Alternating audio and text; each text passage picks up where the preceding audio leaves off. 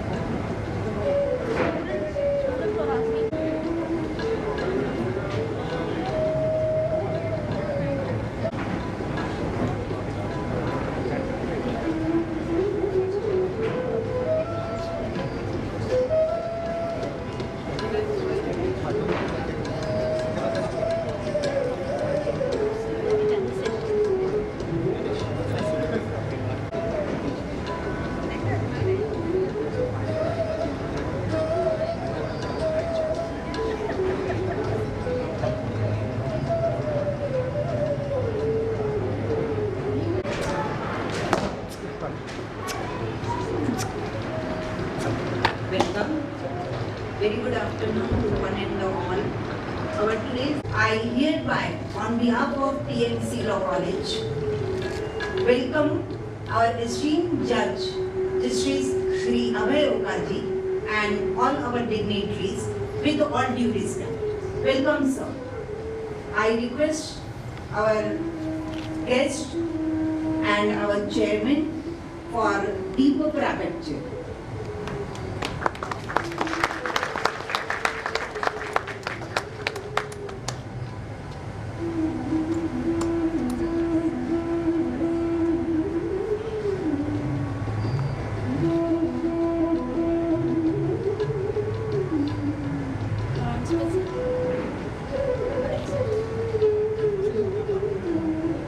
Freedom of mind is the real freedom. A person whose mind is not free, though he may not be in chain, is a slave. Not a free man. One whose mind is not free, though he may not be in prison, is a prisoner. And not a free man. One whose mind is not free, though alive, is not better than a dead. Freedom of mind is the proof of one's existence. These are the words of our personality, Dr. B.R. Ambedkar. With these words, I request our esteemed guests to be on dais. Justice Abhay S, Shri Dr. Vijay Bedekar, sir. Our principal, Dr. Shri Vidya, Shri Kayal sir, Shri Uttam Joshi sir, and Shri Bendre sir. Please be on dais. Thank you, sir. Please be seated.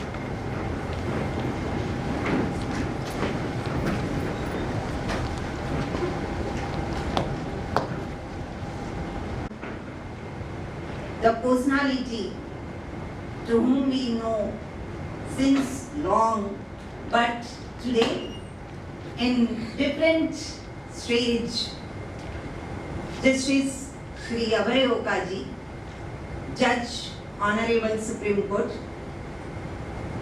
We are so blessed to have him with us. Our college is so privileged that in the past years also, we got this opportunity to honor him, and once again, he has devoted his precious time to spare his words with our loved student and aspirant lawyers. I welcome you, sir. The purpose of education is to make a good mind and good human being with the skill and experience. Enlightened human beings can be created by teachers.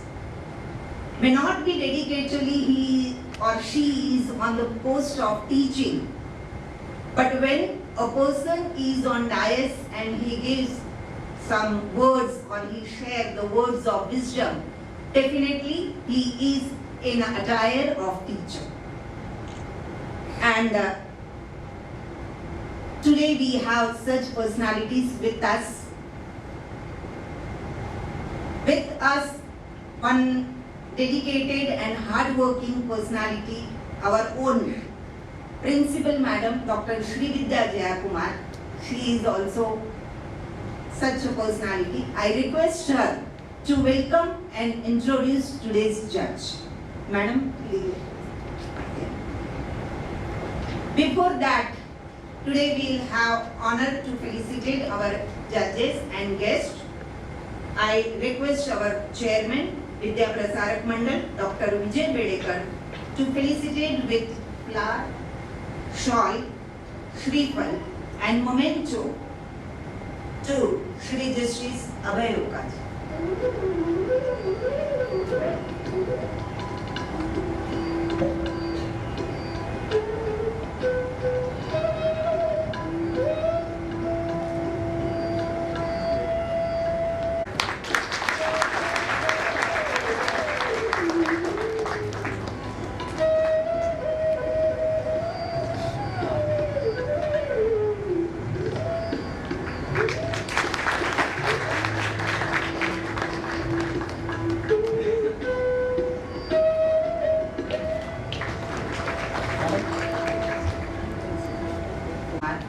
To felicitate with plan and memento to our chair.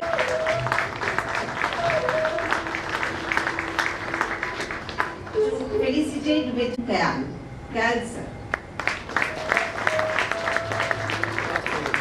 And with plan and memento to Shri Hon'ble Justice.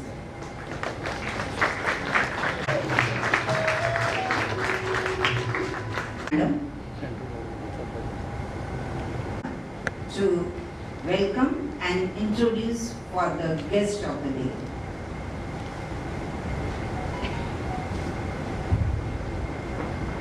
Sarvana Namaskar, Shubha Swagatam.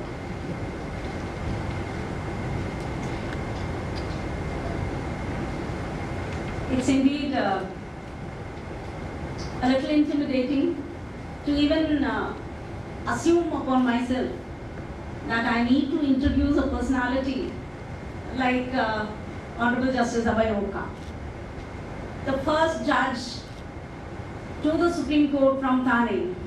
Thank you so much sir, for being here. Honorable Justice Abhay S, well hailed as Thane Bhushan and Thane Gaurav, for putting Thane on the spotlight when he assumed office as the Honorable Judge of the Honorable Supreme Court of India. Welcome you, sir.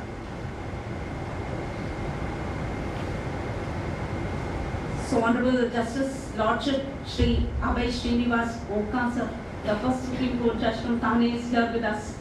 We are extremely delighted and privileged to have you, Your Lordship. The grace and kindness that you have been bestowing upon us is really touching. We will ever remain grateful. On behalf of Vidya Prasarak Mandal, on behalf of the staff, students, alumni of the college, on behalf of everyone present here, I heartily welcome Honorable Judge of the Supreme Court of India, Justice Abhay Shri. Shubha Swagatam, Shubha Swagatam. I heartily welcome our ever supporting chairman, Dr. Vijay Bedekar, sir. We have here with us Executive Committee member of Vidya Prasarak Mandal, Shri Kayal, sir. I heartily welcome you, sir. We have Treasurer of Vidya Prasarak Mandal, Shri Vikram Bendre, sir. I welcome you, sir. Today being a working day, we could not get the personalities who adorn the offices as leaders, bar leaders in Thane Bar Association. They have conveyed their good wishes for the program, and they have expressed their disappointment and their unhappiness over the matter that they are not able to be here, sir. It is Mr. Prashant Kadam, sir, who is the President of Thane Bar Association, and Vice President Madam Hemalata Deshmukh. Both of them have expressed their respects to be informed to you, Your Lordship. Both of them were alumni of this college. I am very proudly introducing them in that way. And we have here with us heads of Vidya Prasarak Mandal institutions. We have Dr. Madhuri Pejawar, Director of VPMs Advanced Study Center. Can we felicitate her? A request? Yes. Thank you. Welcome, madam, for gracing the occasion. And I'm sure the Thaneites who are all proud of Thane Bhushan will never miss the occasion to listen to him. So we have with us also Principal of Vidya Prasarak Mandal's Polytechnic, Dr. D.K. Nayak. Welcome you, sir. We have Dr. Moses Collett, Principal of Vidya Prasarak Mandal's B&B Science College. Adi, welcome to you, sir.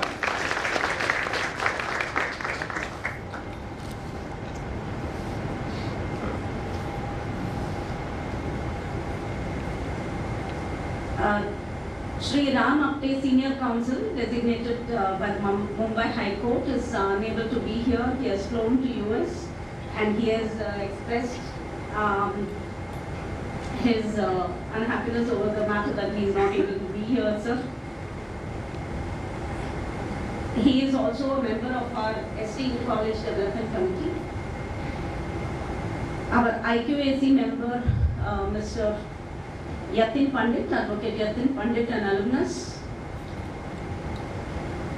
We have with us Vidya Band, our Alumni Association's President, Shri Paranspe sir, Sunil Paranspe sir. I welcome you, sir. And all other members of the Alumni Association who are here, I welcome you all. We have with us a leading practitioner from Thane Bar, Shri Ashish Gopte sir, alumnus of this college. We welcome you, sir. We have a very senior advocate with us, Shri S.M. Payak sir, who has been teaching with us, and he is ready to guide our students whenever we call him. Thank you, sir. So, any media person, if anybody is here, I heartily welcome you. My dear colleagues, past students and present students, Shubha Swagatam to all of you.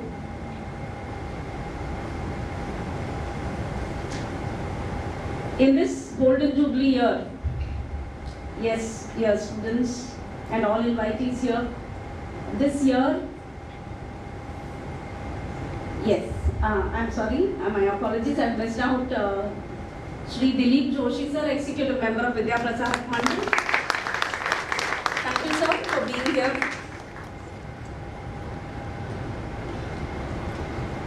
Established in 1972, this year is a golden jubilee year of Vidya Prasarak Mandal Thane Municipal Council Law College.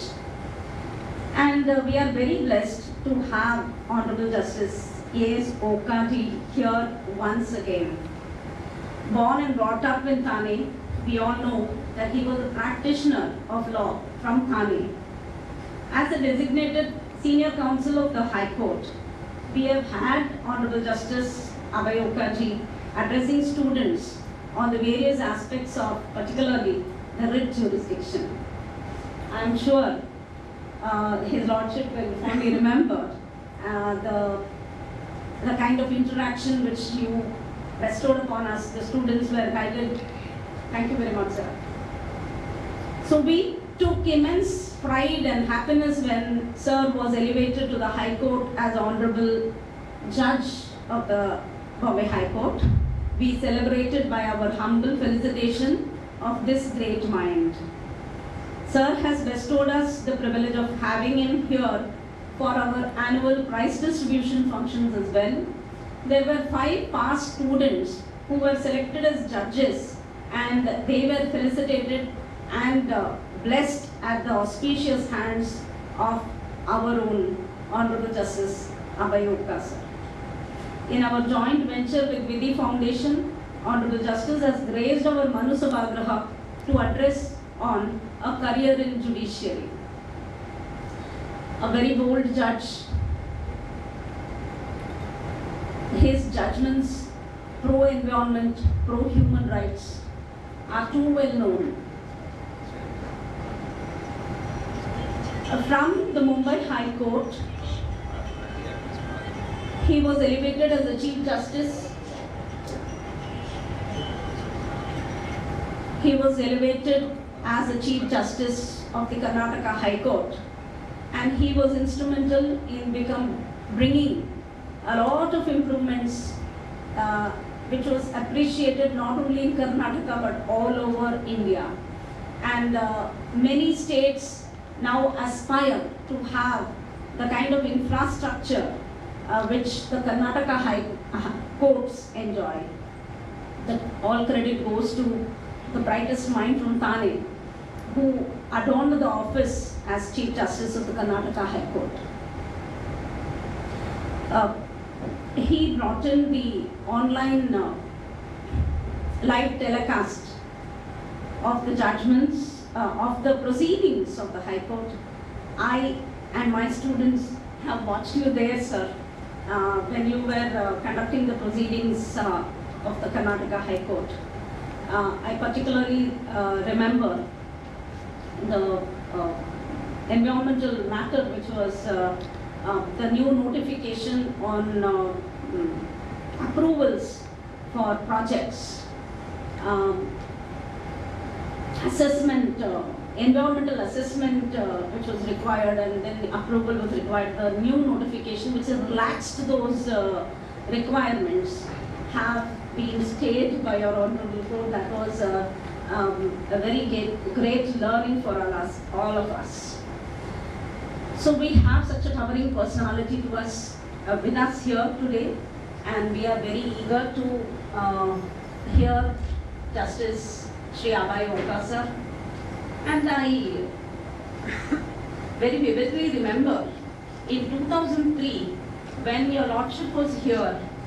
So I'm pleased to inform you that in 2003 when you were here, you recommended, your Lordship, that the drafting of pleadings and conveyances examination should be open book examination. I'm pleased to inform you that the very same year we implemented that. Till date we are having the open book examination, and this we could do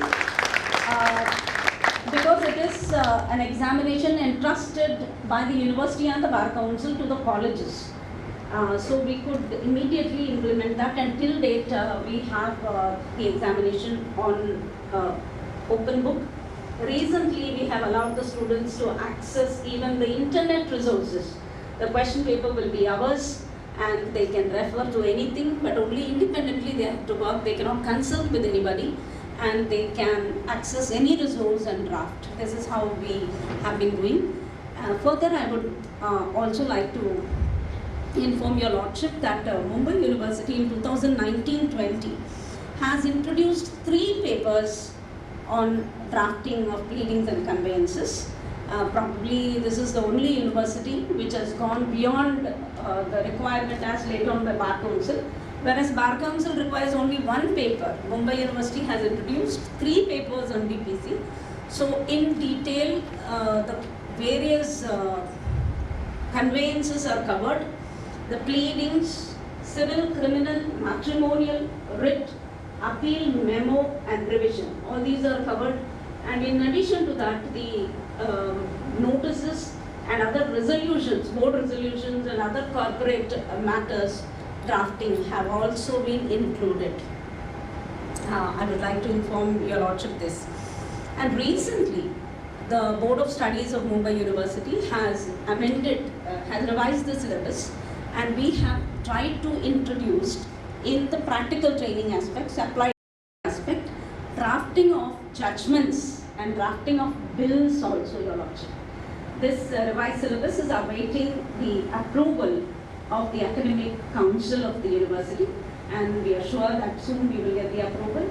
And again, I think Mumbai University will be the first and the only university which has introduced drafting of judgments and bills as part of the syllabus. When we see that several competitions are conducted and students participate, the very few students who participate alone are benefited. When it becomes part of the syllabus, everyone is required to study, and they may explore and realize that they have that skill in them where they are forced to do. This is the idea behind revising the syllabus. Of course, we are aware that there are certain national law universities where they have introduced a separate course or a diploma course or things like for becoming a judge. But that is, with due respect, available to the elite lot who join the national law universities, and students who opt for the regular universities, which have been overwhelmingly producing the lawyers for all these years, will be deprived, and in the good intention that they should also be supported, these changes are coming our way. We are eager to hear you, sir. You are going to talk to us about the career opportunities available, and I'm sure that we will get a lot of insights which can help us revise the syllabus, or if that is not possible, or it may take time, not a question of possibility, when where there is a will, there is a way, but we can expedite that at the college level. So we are very eager to hear you, sir. We are very thankful to you for having consented, and a long weekend, it is said, so many days, holidays, and when people prefer to go for a picnic and out, Justice Shri Abhay S sir has chosen to be here, spend his time with us, and elevate us to a level which can reinforce the confidence for all of us. I'm extremely, extremely delighted, and I heartily welcome you, sir.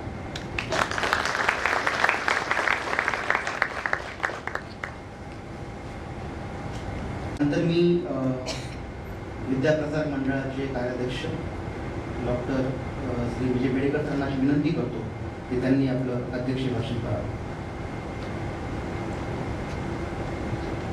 मी आपला काही फार वेळ घेणार नाही आहे, पण ज्या काही Nobel professions आहेत त्यातला मेडिकल प्रोफेशन आहे, महत्त्वाचा भाग आहे.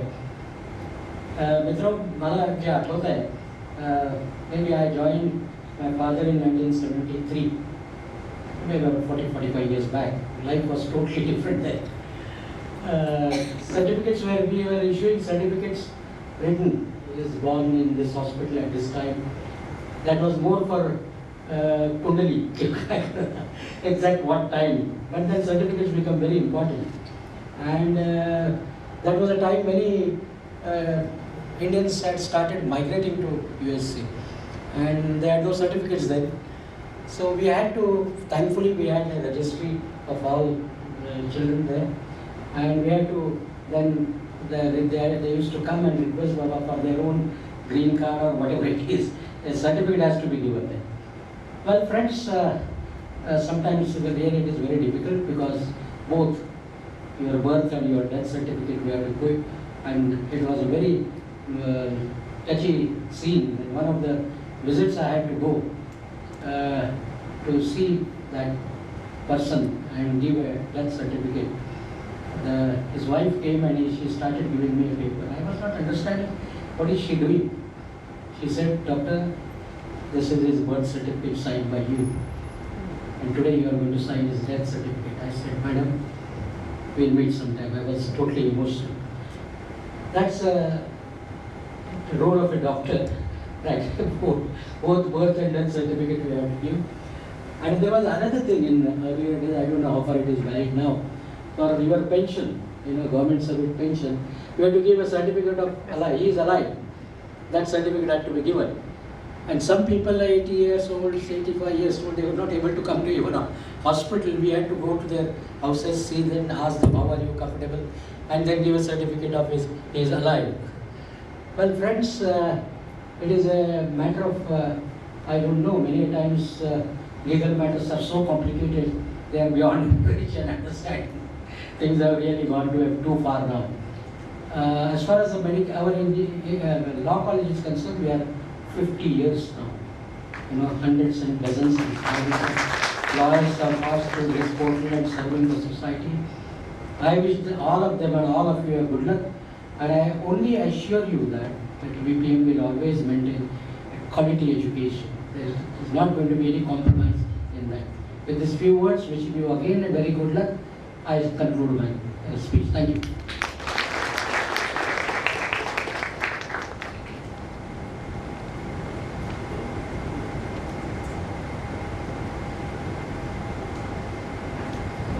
धन्यवाद Bedekar sir.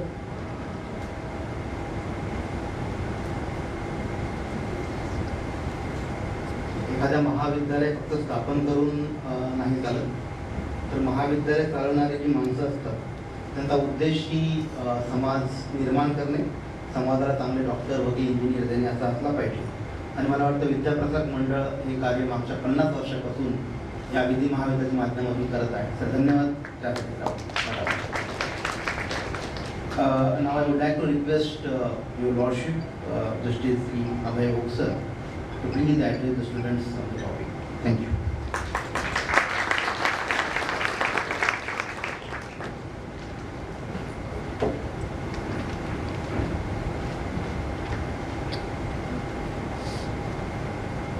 Dr. Vijay Bedekar, Chairman Prasarak Mandal Thane, Dr. Shri Vidya Kumar, in-charge principal of TMC's Law College, eminent academicians associated with Vidya Prasarak Mandal who are present here, my old colleague in Thane district court when I started practicing, Mr. Sunil Paranske, was here as part-time lecturer for a long time, was perhaps the longest time. Mr. Gopte, other members of the bar, members of the faculty, and young law students. About 1 hour back, I had interaction with the local editor of Lok Satta. Lok Satta is publishing a coffee table book on personalities in Thane. So they had come to me. They wanted me to tell them about Thane. Surprised, I spoke to them about education in Thane, culture in Thane, how the environment in Thane has been destroyed. I spoke to them about education institutions. All old timers in Thane, when we talk about education institutions, we always start with MH High School and SV Kulkarni sir. But I told him a very important thing today, which he was completely unaware. Till 60s, except I think the college at Shahad in Kalyan Taluka, there was no college in the city. Senior Dr. Bedekar was visionary, and against all odds, he started Arts, Science and Commerce were followed by Law College in 1972. And those days were so difficult that it was affiliated to Pune University. And therefore many young students were in two minds whether to join this college, because in those days degree of Bombay University was very prestigious. And I think in 1972 it was affiliated to Bombay University. So I told them about 50 years of existence of this law college. They were not aware. In 1972, I remember correctly, my father and my grandfather were lawyers here. The strength of Bar Association in Thane was not more than 200. But still that vision was there to start law college. I know many people who were associated with the law college from day one. It was very difficult beginning. Principal Taskar he was the first principal. He was on deputation from the government law college, if I remember correctly, because he was my principal when I was student of government law college. He was our neighbor for quite some time. He used to stay across our house. One of the great academicians in law. He used to deliver lectures in Hindu law in government law college and constitutional law. It's very, very difficult to forget the way he used to teach us Hindu law. And we are lucky that the college began under his stewardship. And as Madam said, so many luminaries this college has produced, many judicial officers are produced by this college. So it's a great occasion to come here when this college is celebrating 50 years of its existence. How difficult it is to run a law college or law school, I have first-hand knowledge. Maharashtra government, because Maharashtra was the only state where there was no national law school. So Maharashtra government enacted a law in 2014 for establishing 3 law schools, one in Mumbai, second in Aurangabad, third in Nagpur. And I was given responsibility as a judge of the Bombay High Court to establish a law school which is there in Powai. I know how difficult it was to even start classes. We had to secure a place in Tata Institute of Social Sciences in a temporarily constructed building. Now today we are in Powai in a training institute of MTNL. Madam Shri Vidya rightly commented that these are all elite colleges, elite institutions. Before I touch the subject, I agree with what she said. But we must find out a way forward, and I have made suggestion to day before yesterday the function of Bar Council. All ministers were there, Minister of Higher Education was there. At least in 2 states, state of Tamil Nadu and state of Karnataka, like we have separate health university in Maharashtra, there are separate law universities. Karnataka is in Dharwad. I had gone there, I had interaction with the Vice Chancellor, the Chancellor. If you want to improve the standard of law education, this is one of the most important alternatives we have, to have all law colleges under one umbrella of state law university. It will serve many purposes because state law university will be controlled by academicians in the field of law, the members of the bar, the members of the Bar Council. I have studied the pattern how this university works. I was there quite some time in Karnataka for 2.5 years. The establishment of the university, all the colleges barring independent institutions like National Law School in Bangalore or some other law schools, they are under the same umbrella. That has led to improvement of standards. That has led to a very organized kind of legal education. So I have given that suggestion even to the Honorable Chief Minister of Maharashtra that this will be a very important step to be taken. As I said other day, the Maharashtra state has given the best legal luminaries to the country, and therefore need of the hour is to improve the general standard of education of law in the state. Of course, for different reasons we need these elite law schools. But for me, as member of the legal fraternity, member of the judiciary for 18.5 years, for me what is more important is the law education at grassroots levels. In fact, I had occasion to go to very remote places in the state, our state, in Karnataka state, in some other states, to see the law colleges in rural areas. And then I realized that how important it is to have law education at grassroots level. Now I turn to the today's topic, the importance of law education and career opportunities for the law students.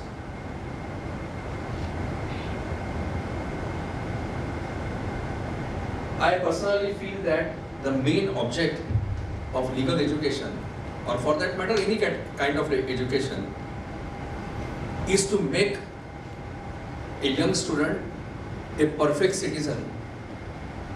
A citizen which is a perfect citizen which is contemplated by the framers of our constitution.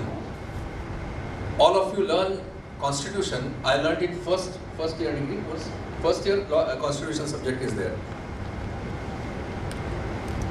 You learn the constitution. You know chapter 3. You know chapter 4. You know chapter on fundamental duties. You know chapter which deals with constitutional amendments. What is important for the students is, of course, the basic provisions of constitution, but what is important is to know constitutional philosophy. The first training on understanding of constitutional philosophy starts by reading the preamble. That on the outer wall of the law college I saw just now, you find the entire preamble. In fact, as the Chief Justice of Karnataka High Court, electronic display of preamble in 3 languages, English, Kannada and Hindi. It is there at the entrance foyer of the High Court. Because that is the basic document that tells us what is the constitutional philosophy. All of us know all the articles in the Constitution. Now, one way of learning the constitutional philosophy is to go on website and read the debates of the Constituent Assembly. It's a great education. See the kind of persons who are there in the Constituent Assembly. All leading legal luminaries, political luminaries like Jawaharlal Nehru, Dr. Rajendra Prasad was the chairman. So many eminent lawyers, so many eminent persons who gradually became great parliamentarians. All of them are there, and purely intellectual discussion. Purely intellectual. And what is the most important part, which I always tell the law students? Some places I have to tell this to the lawyers also. The most important part of the constitutional debates, if you want to understand the philosophy expressed in words and philosophy expressed by conduct, is the last speech of Dr. Babasaheb Ambedkar on 25th of November 1949. 26th was the last day of deliberations, only when one line resolution adopting the constitution was passed. His last speech is important for 2 reasons. The contents, I am going to refer to those contents after some time. Most important thing is, if you read the constitutional debates, the draft prepared by the committee headed by Dr. Ambedkar was severely criticized in strong terms by many intellectual people. They are equally intellectual. What is more important is, you find in the last speech, Dr. Ambedkar, in a very, very dignified language, has dealt with each and every objection dealt with. He has dealt with each and every objection raised by very learned members. He did not get agitated. Look, why they are criticizing me? We have done such a phenomenal work.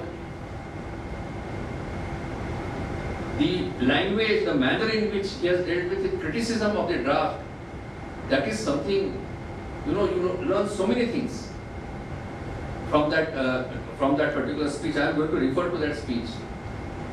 So if you want to understand the constitutional philosophy, you must read the preamble. You must read the debate, first the preamble and the Constituent Assembly debates. Now, I'll elaborate on this. What is the philosophy of the Constitution? You have read, all of you have read, freedom of speech and expression under Article 19, which is a fundamental right. When I have freedom of speech and expression, I must also remember that every other citizen has the same freedom. Every other citizen has right to say what he believes or what he believes is to be correct. The constitutional philosophy tells us that every person has right to express his views, right to express his opinion. Every other person who does not agree with that opinion has to first respect the right of that person to say. If I want to criticize thoughts offered by somebody, I have to say that I respect your right to say what you have said, but I have studied what you have said and this is my answer. I beg to differ. The freedom of speech and expression, this right cannot be utilized fully, fundamentally cannot be utilized fully unless we realize that this is not my individual right, this is the right of every person around me. And one more thing you have to remember, that freedom of expression is not a freedom. It is, of course, that includes that, but it is not merely a freedom to say what you feel. It is freedom of expression of thoughts. Being a responsible citizen, we have to form our opinion and we must say what we feel. Our thoughts must be respected. And unless you respect everybody's right to express his thoughts, the freedom of speech and expression will remain only on paper.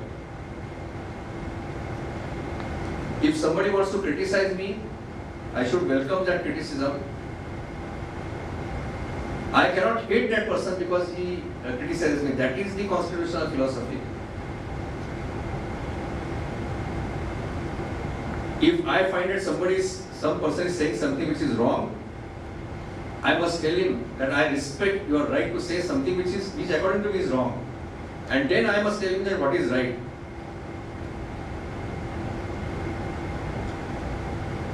I must give an example of a very, very eminent judge, Justice Mahadev Govind Ranade. What I am going to tell you, he said it in the 19th century, in one of the social conferences. What he said is very, very relevant today in 2022. At that time, this concept was there in France. That concept was there, freedom of speech and expression. He was aware, he has referred to that. He has given a very important message to everybody in a public meeting. What he says is, an abuse should not be replied by abuse.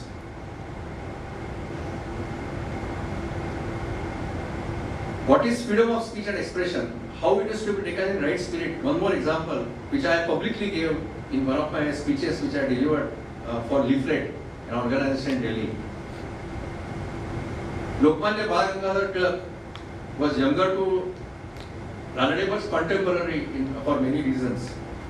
He wrote an editorial in Kesri, severely criticizing Justice Ranade for establishing, Ranade was a sub-judge in Pune at that time, for establishing Dekkan Sabha. Earlier it was Sarvajanik Sabha.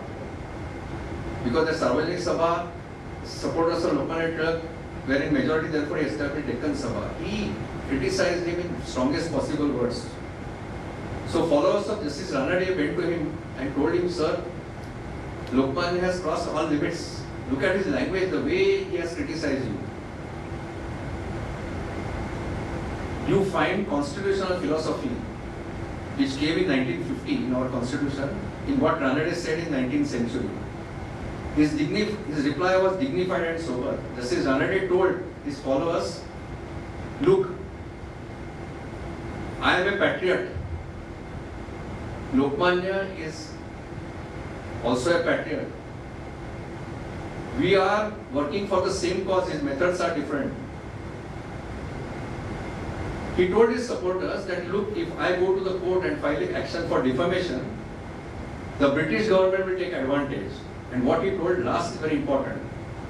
He said, when a very independent, fiercely independent and intellectual person like Lokmanya Bal Gangadhar Tilak has criticized me, rather than replying immediately, retorting immediately, I would rather introspect and find out whether I have committed any mistake. This is the constitutional philosophy.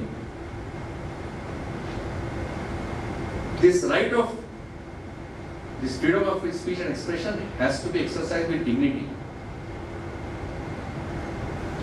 One more aspect of freedom of speech and expression, that is of course freedom of media. If you want to understand the meaning of freedom of speech and expression,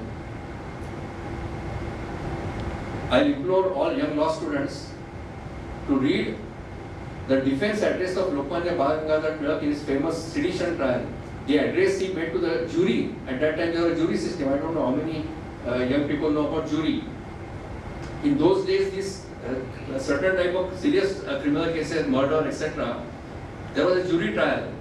Eminent members of the society used to act as jury. They were not lawyers, and they used to hear the evidence. They used to hear the arguments of prosecution and the accused, and then they used to express their opinion whether the accused is guilty or not. In certain circumstances, judge had power to overrule the opinion of jury. And perhaps, if I remember correctly, the last jury trial which was held in Bombay High Court was of Captain Roshan Nanavati. That famous trial where the commander of Navy killed one gentleman. Everybody knows. I think there was a movie also on that very recently. So, address of Lokmanya Bal Gangadhar to jury is very important. In that address, again I am saying this is of 1908 in room number 46 of Bombay High Court. What he said is relevant today. That is again the philosophy. What he said is very interesting. Firstly, he said, told the juries, look, I am not going to say that these articles which I had written, he had written 2 articles in Kesari. One was about use of bombs, say Upay Takav Nahi, that's the title of it. And earlier also in 1897 he was tried for sedition. Sarkar se doke ठिकाना वाला एक ऐसा कहते हैं training आगे निकला होगा. So Lokmanya said that look, it is not my defense that I have written this in fit of anger. I have written these 2 articles very consciously. I have written these articles because I believe that, like in England, the media, the press should be free. What further he says, he has written one article also in Kesari. What is sedition? Sedition is very important in today's context. All of you must be reading on bar and bench and other media. What Lokmanya said, he said openly, he said that government is always prone to committing mistake. The mistakes committed by the government cause serious prejudice to citizens, and therefore it is my right to say, and right to say in strongest possible terms, that government has gone wrong. And further he says that even if some citizen gets up and says in very strongest possible terms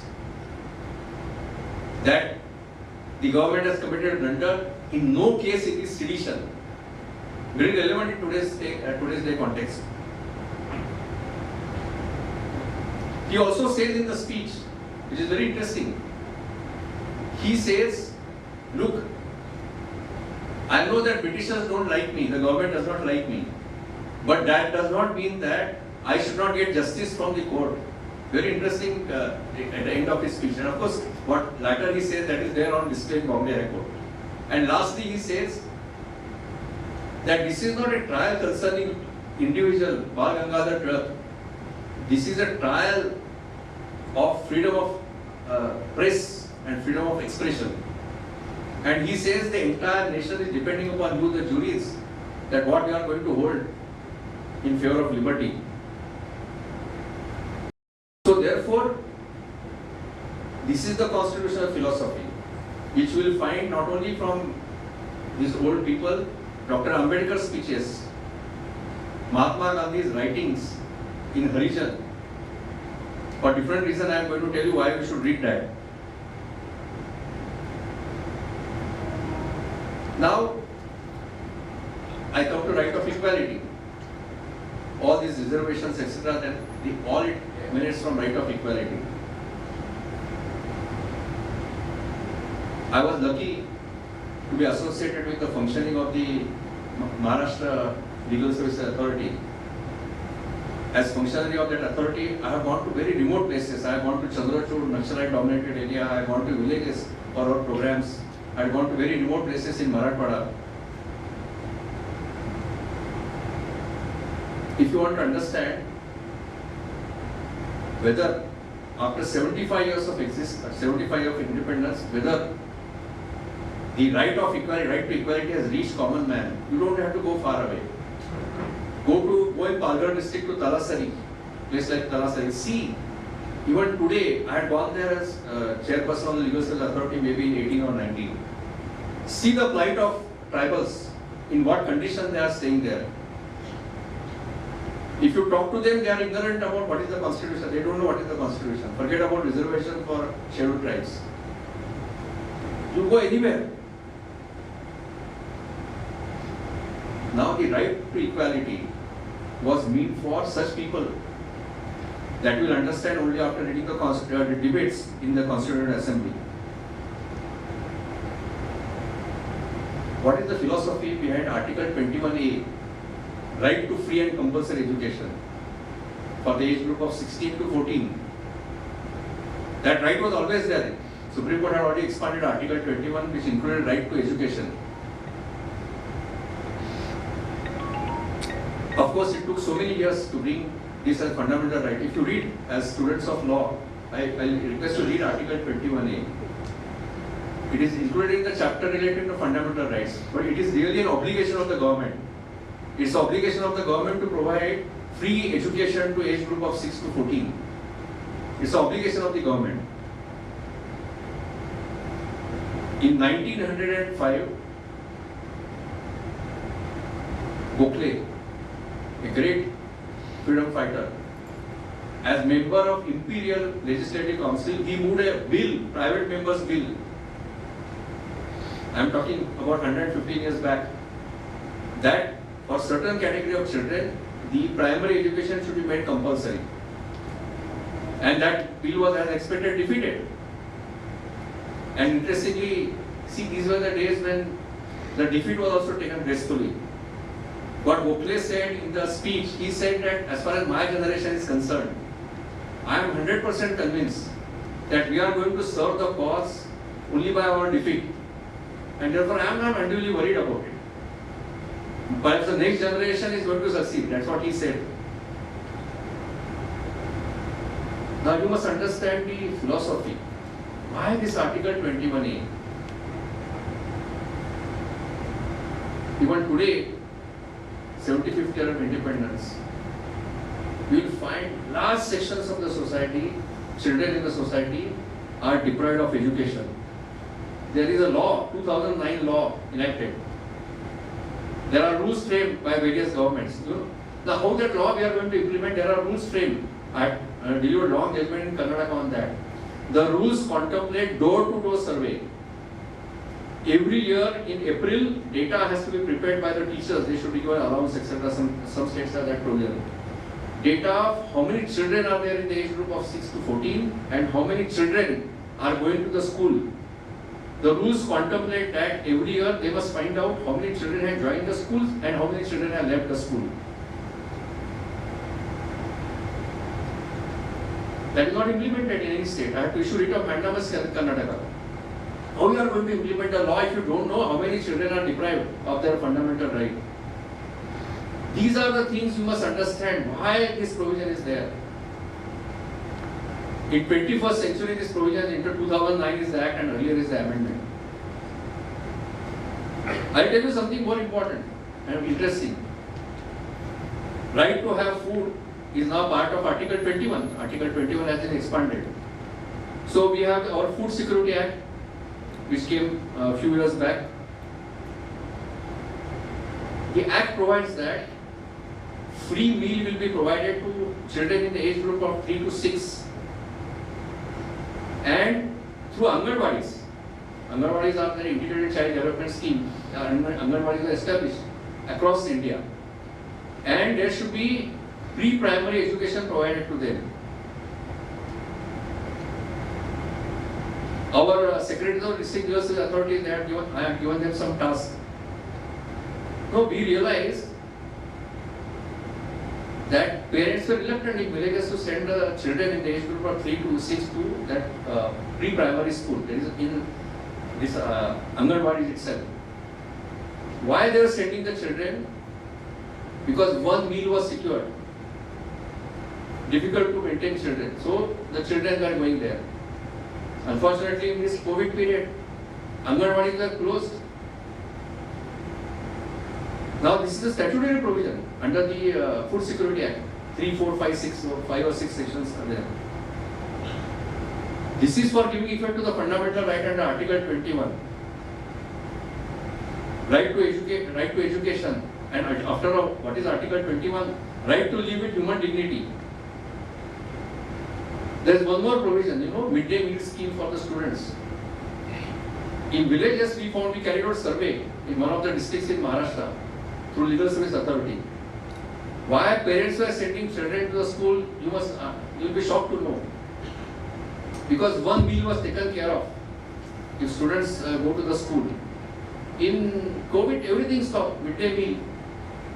So we have to pass order in Karnataka directing the government that in lieu of meal, give them ration per child.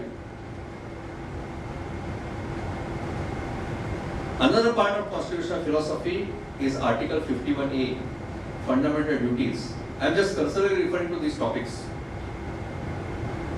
Because what I am trying to tell today, these are the challenges before the law student. This is how you must learn law. This is how you must understand law so that you become instrument of change for the society. Article 51A, fundamental duties. This is an area where young law students will have to work. Under Article 21 of the Constitution of India, Supreme Court has said, right to live in pollution-free atmosphere is a fundamental right, a part of right to life. Under Article 51A, you will find a duty of the citizen to respect the environment. Now, unless we perform our statutory duty, this constitutional duty, fundamental duty, how we are going to protect environment? And environment is something which is a very wide subject. Environment includes the air pollution, the pollution of water bodies, noise pollution. Unless we perform our fundamental duty, unless the young law students understand the constitutional philosophies and try to become ideal citizen, we are not going to protect our environment.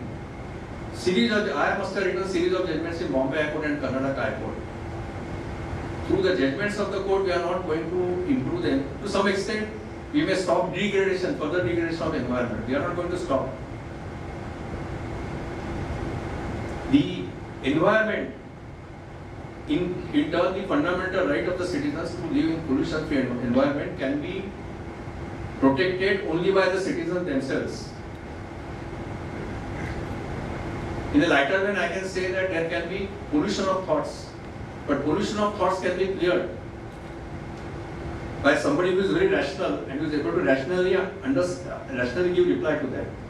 But the air pollution, the noise pollution, the pollution of water, the courts have their own limitations.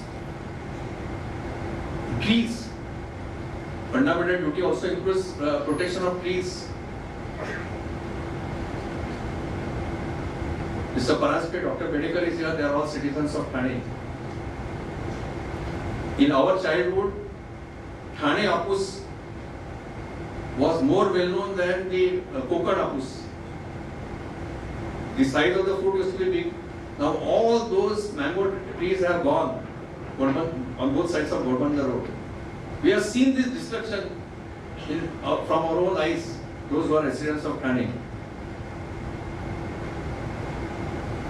Therefore, you please understand why these fundamental rights, why these fundamental duties, they are meant for whom? They are not meant for only page 3 people. They are not only meant for the freedom of speech and expression is not only meant for politicians or media people. A smallest citizen of this country should be in position to exercise this freedom, fundamental right. Now, how do you really understand the constitutional philosophy? I gave one example. of reading the Constituent Assembly debates. Fortunately, there are autobiographies available, biographies are available. I'll implore you to read that. I'll start with the autobiography of Justice M.C. Chagla, Roses in December. I'm going to quote what he has said after some time. There is a full chapter devoted to bar and bench. Please read that chapter. You will know what is the approach of the lawyer. And if you want to understand the philosophy of law, there is a lot in it. Today's speech is a bit serious, therefore I will refer to one thing which he has said in a lighter vein. You know how sharp must be lawyer and how sharp must be judge, and ultimately that what I am going to tell you teaches you that ultimately law is common sense. I am talking about 50s and 40s when there was a craze of bringing so many articles from foreign countries. So one merchant came by vessel, ship, in 50s, I am talking about 50s, and he brought fountain pens. And those fountain pens, the top was made up of gold and otherwise it was a fountain pen. The custom duty payable on fountain pens, the percentage of custom duty was less than the percentage of custom duty on articles made up of gold. All of us know how tax department acts. They normally will charge you under the maximum possible, the entry which is provides for maximum possible tax. So the custom said no, it is article made up of gold. So the case came, Justice Chagla was sitting on the tax bench, case came before him. Advocate General appeared for the state. It's an important question of law according to the government. So he told Advocate General, Mr. Advocate General, can you hand over the article which is subject matter of dispute to me in the court? I want to see it.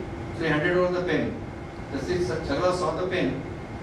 He showed the pen to Advocate General. He asked only one question. The question was, Mr. Advocate General, can you name the article which I am holding in my hand? Advocate General spirit says, Your Lordship is holding a pen. Justice Chagla said, is that not the end of the matter? This is a pen. It's not article of gold. And he reduced the custom duty. Of course, Advocate General sat down. Even lawyers of those generations were different. He immediately sat down. These are few things we can learn. One more interesting story in that, otherwise I will be too serious. Today is the day when whatever order we pass as judges, motives are attached. We are used to it, of course. Because that is also again part of independence of individual freedom of speech and expression. Justice Chagla was sitting on a bench with a British judge who was Chief Justice. So one very heavy appeal on the original side was called out. So Justice Chagla was junior judge, he told Chief Justice, can you see that man standing behind the lawyer? So this man came to my residence yesterday and he had brought 3 or 4 bags full of potatoes and some other fruits. So I immediately told my staff he should be driven out. The British judge looked at Justice Chagla and he said, brother, what is the problem? He came to my place also, I accepted it. These people should understand, you are not going to influence a judge of the High Court by giving a bag of potatoes. Because that was the spirit. Today, of course, this is unthinkable for us. One more book I will implore you to read. That is the book by Justice Hidayatullah, who had a rare distinction of occupying office as acting President of India. I think 1967, when Dr. Zakir Hussain died and Vice President Giri wanted to contest the election. So read that book. That book will tell you simplicity of great people. There are a number of legal concepts which are there in the book. It's a great learning process. But for young students, I will tell you something different. The simplicity of that man. He was the acting president. Dr. Bedekar and other senior people will know here. In 60s and 70s, the only entertainment and status symbol of entertainment was, of course, dramas. And every Friday, new Hindi movie was released. It was a status symbol. That was the only thing where we could entertain ourselves. So Justice Hidayatullah was very fond of Hindi films. So he told his secretary when he was acting president, he never occupied Rashtrapati Bhavan, he used to go only for ceremonies. That now, today night I want to go for this movie, it was Saturday. So that secretary to the president, sir, you are president of India. If you want, we'll arrange a special screening. There are theatres in Rashtrapati Bhavan. He said, no, I believe in watching the movie only by going to theatre like a common man. So, as and when it is possible, I'll see that, otherwise I'll forget that movie. After a few days, there was election took place. Mr. V.V. Giri was elected as the president. On one Saturday, there was swearing-in ceremony in Rashtrapati Bhavan of the newly elected president.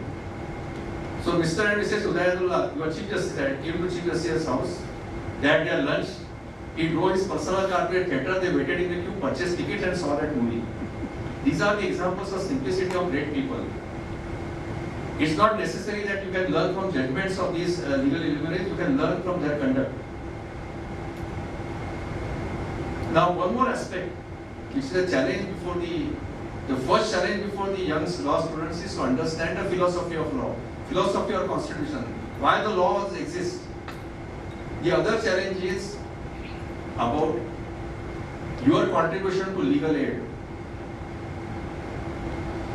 Young students, you must be aware, every time politicians, we also part of legal fraternity, we talk about arrears in courts, we talk about huge filing in the court, what we call it as docket explosion. But after having part of the system as a judge from 2003, the real issue which we face today is not, of course, docket explosion is a real issue. I mean, we have to deal with that. People are waiting in the queue for justice. But the real issue is docket exclusion. The laws are made for common man, laws are made for downtrodden people. Today, last sections of the society, they suffer injustice silently. They can't even assume, they can't even think of going to a court of law. Here the work of legal aid is very important.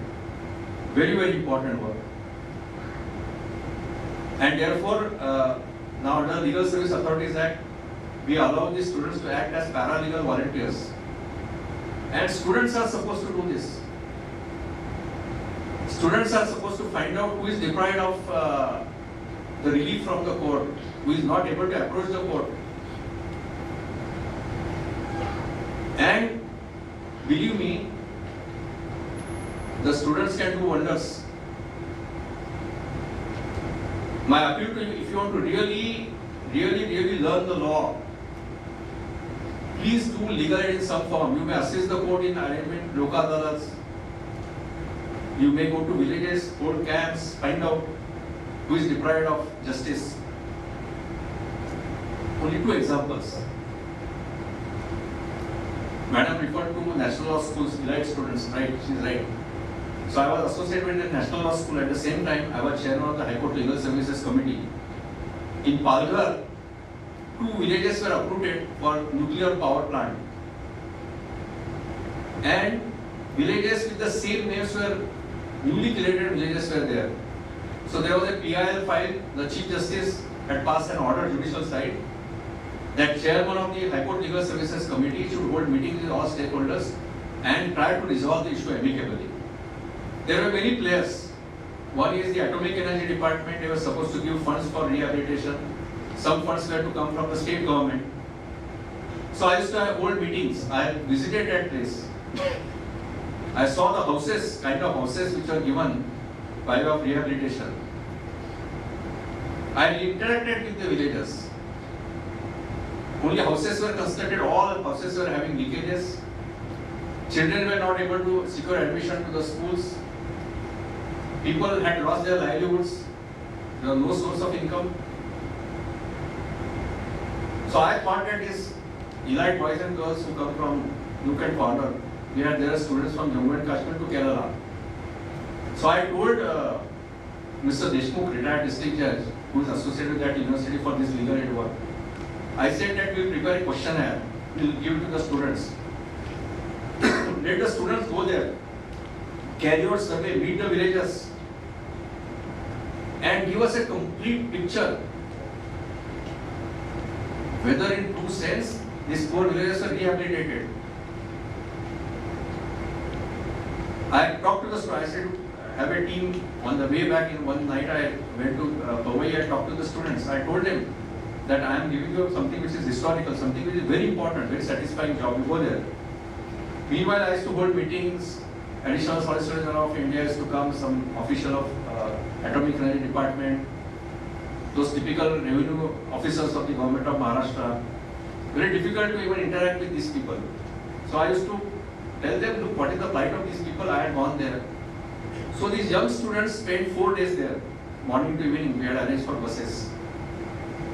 2 young girls came out with a PowerPoint presentation of the plight. The PowerPoint presentation was only factual. That what are the factors of rehabilitation and what is the extent of rehabilitation. Believe me, I called those 2 students, they showed PowerPoint presentation on a screen in auditorium in High Court. Secretary of the Atomic Energy Department was there, ASG was there, Additional Solicitor of India. All of them said, sir, we have understood the problem now. An entire approach underwent change. I don't know what happened thereafter because I went to Bangalore. But these are the things which you can do. Some of you were present in that Yashwantara's lawn function. Some students were there. So those who are not there, I'll share something very interesting for them. As an office bearer of Legal Service Authority, I had gone to Pune for some function. I was leaving Pune, coming back to Thane. I received a phone call from on my mobile. One lady said, those were the days 17, I think, when this linking of Aadhaar card with bank accounts was made compulsory. The lady told me, old lady was there, she said, Justice Oak, I want to talk to you. तुम्हाला मराठी कळतं का म्हटलं बोला मराठीतच बोला. She said that her one arm was amputated. She had some issues, she was on wheelchair. She said, I am otherwise affluent, I am surviving, a lot of money is kept by my husband, I don't have children, there are some servants. So she said she went with the centers which are there for this Aadhaar card. They said we require impression of 10 fingers, you will not get Aadhaar card. So she said, today in Sakal I made a speech on this legal aid. So tell me, if my bank account is closed, who is responsible? I am going to how I am going to survive? So I called up for that function where I had come from Pune, one law college was associated. I called up principal. I said, please ask your students to do something. I don't know what magic the students did. I believe they went with 10-15 people, they went to all top officers of Vidya organization. And within 7 days, a team of officers with those machines, they went to that lady's house. And within 3 days, Aadhaar card was delivered at her doorsteps. All credit must go to young students.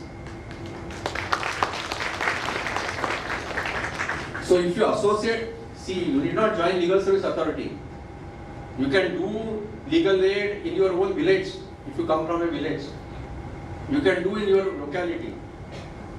Ultimately, what is legal aid? Legal aid is to make people aware of their rights and to make people to go to the authorities for redressal of their grievances. If you decide you will do wonders, if you start doing, and that should be the approach of a law student. I began by saying the ultimate aim of the legal education is to make a perfect citizen.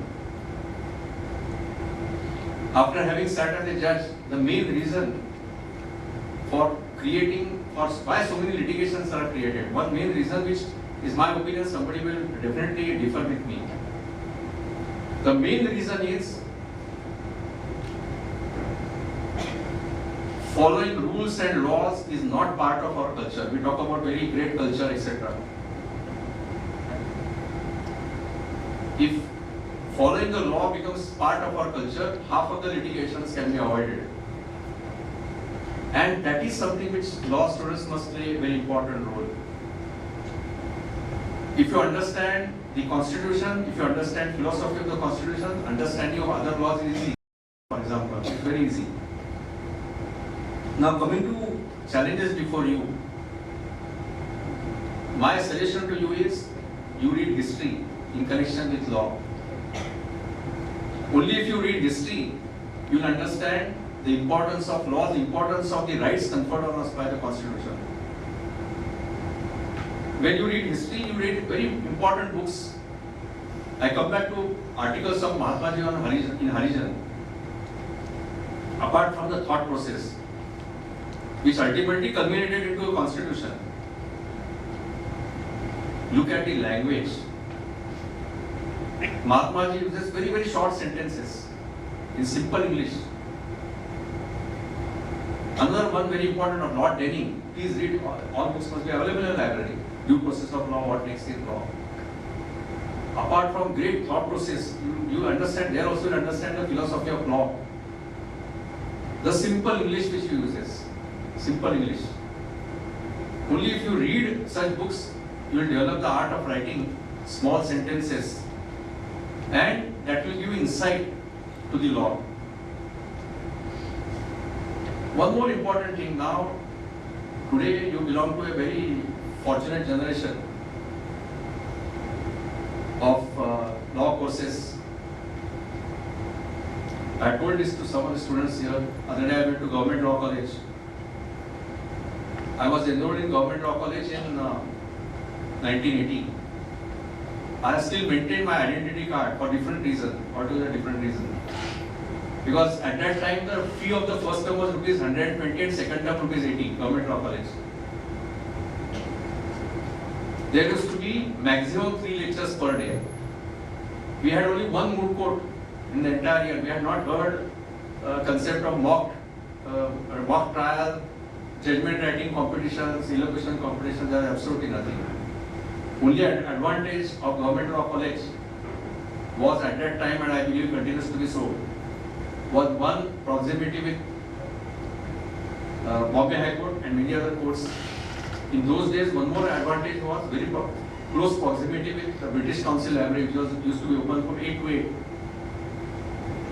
Third, and for me, more advantage was, in those days, Ranji Trophy and Duri Trophy was paid on market stem just behind the Government Law College, whereby spending 2 rupees or 1.50, we could see Gavaskar and Vishwanath in action, where we had only 2 or 3 lectures. Now, there is a sea change in legal education. Talent has come back to law courses. It's a 5-year course, and so many avenues are there. Very rarely in those days we must have heard a speech by a sitting Supreme Court judge. Of course, we are very fortunate to have heard the speech by Nani Palkhiwala, one of the greatest leaders of our bar.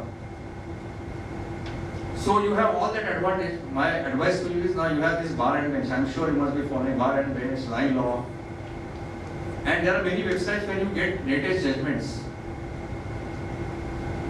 My request to you is, don't read those commentaries or what political leader says about grant of bail or non-grant of bail. Please read the orders. Please see what are the facts. Please apply your mind to the existing law. For example, if you read a judgment in a criminal case where accused is acquitted or convicted, law is very well settled, 302. I mean, we are not writing any new principles of law. Please apply your mind, read the judgment, and then form your opinion.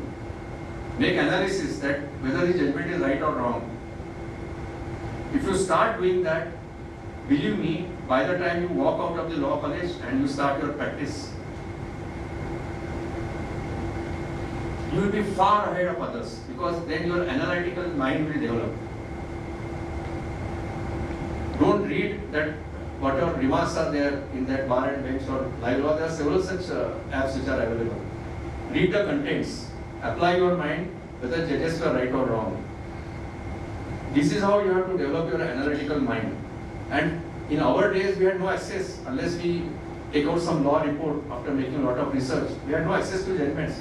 Today, while traveling also, you can just push those buttons and see the latest judgment of the Supreme Court without spending any amount. So please develop that practice of analyzing the judgments. Most other important piece of advice, that is actually a challenge before you. Those who join active legal practice before the court, I am saying.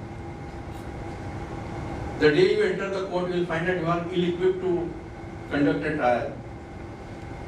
Only way to get equipped is, don't take casually your visits to the court.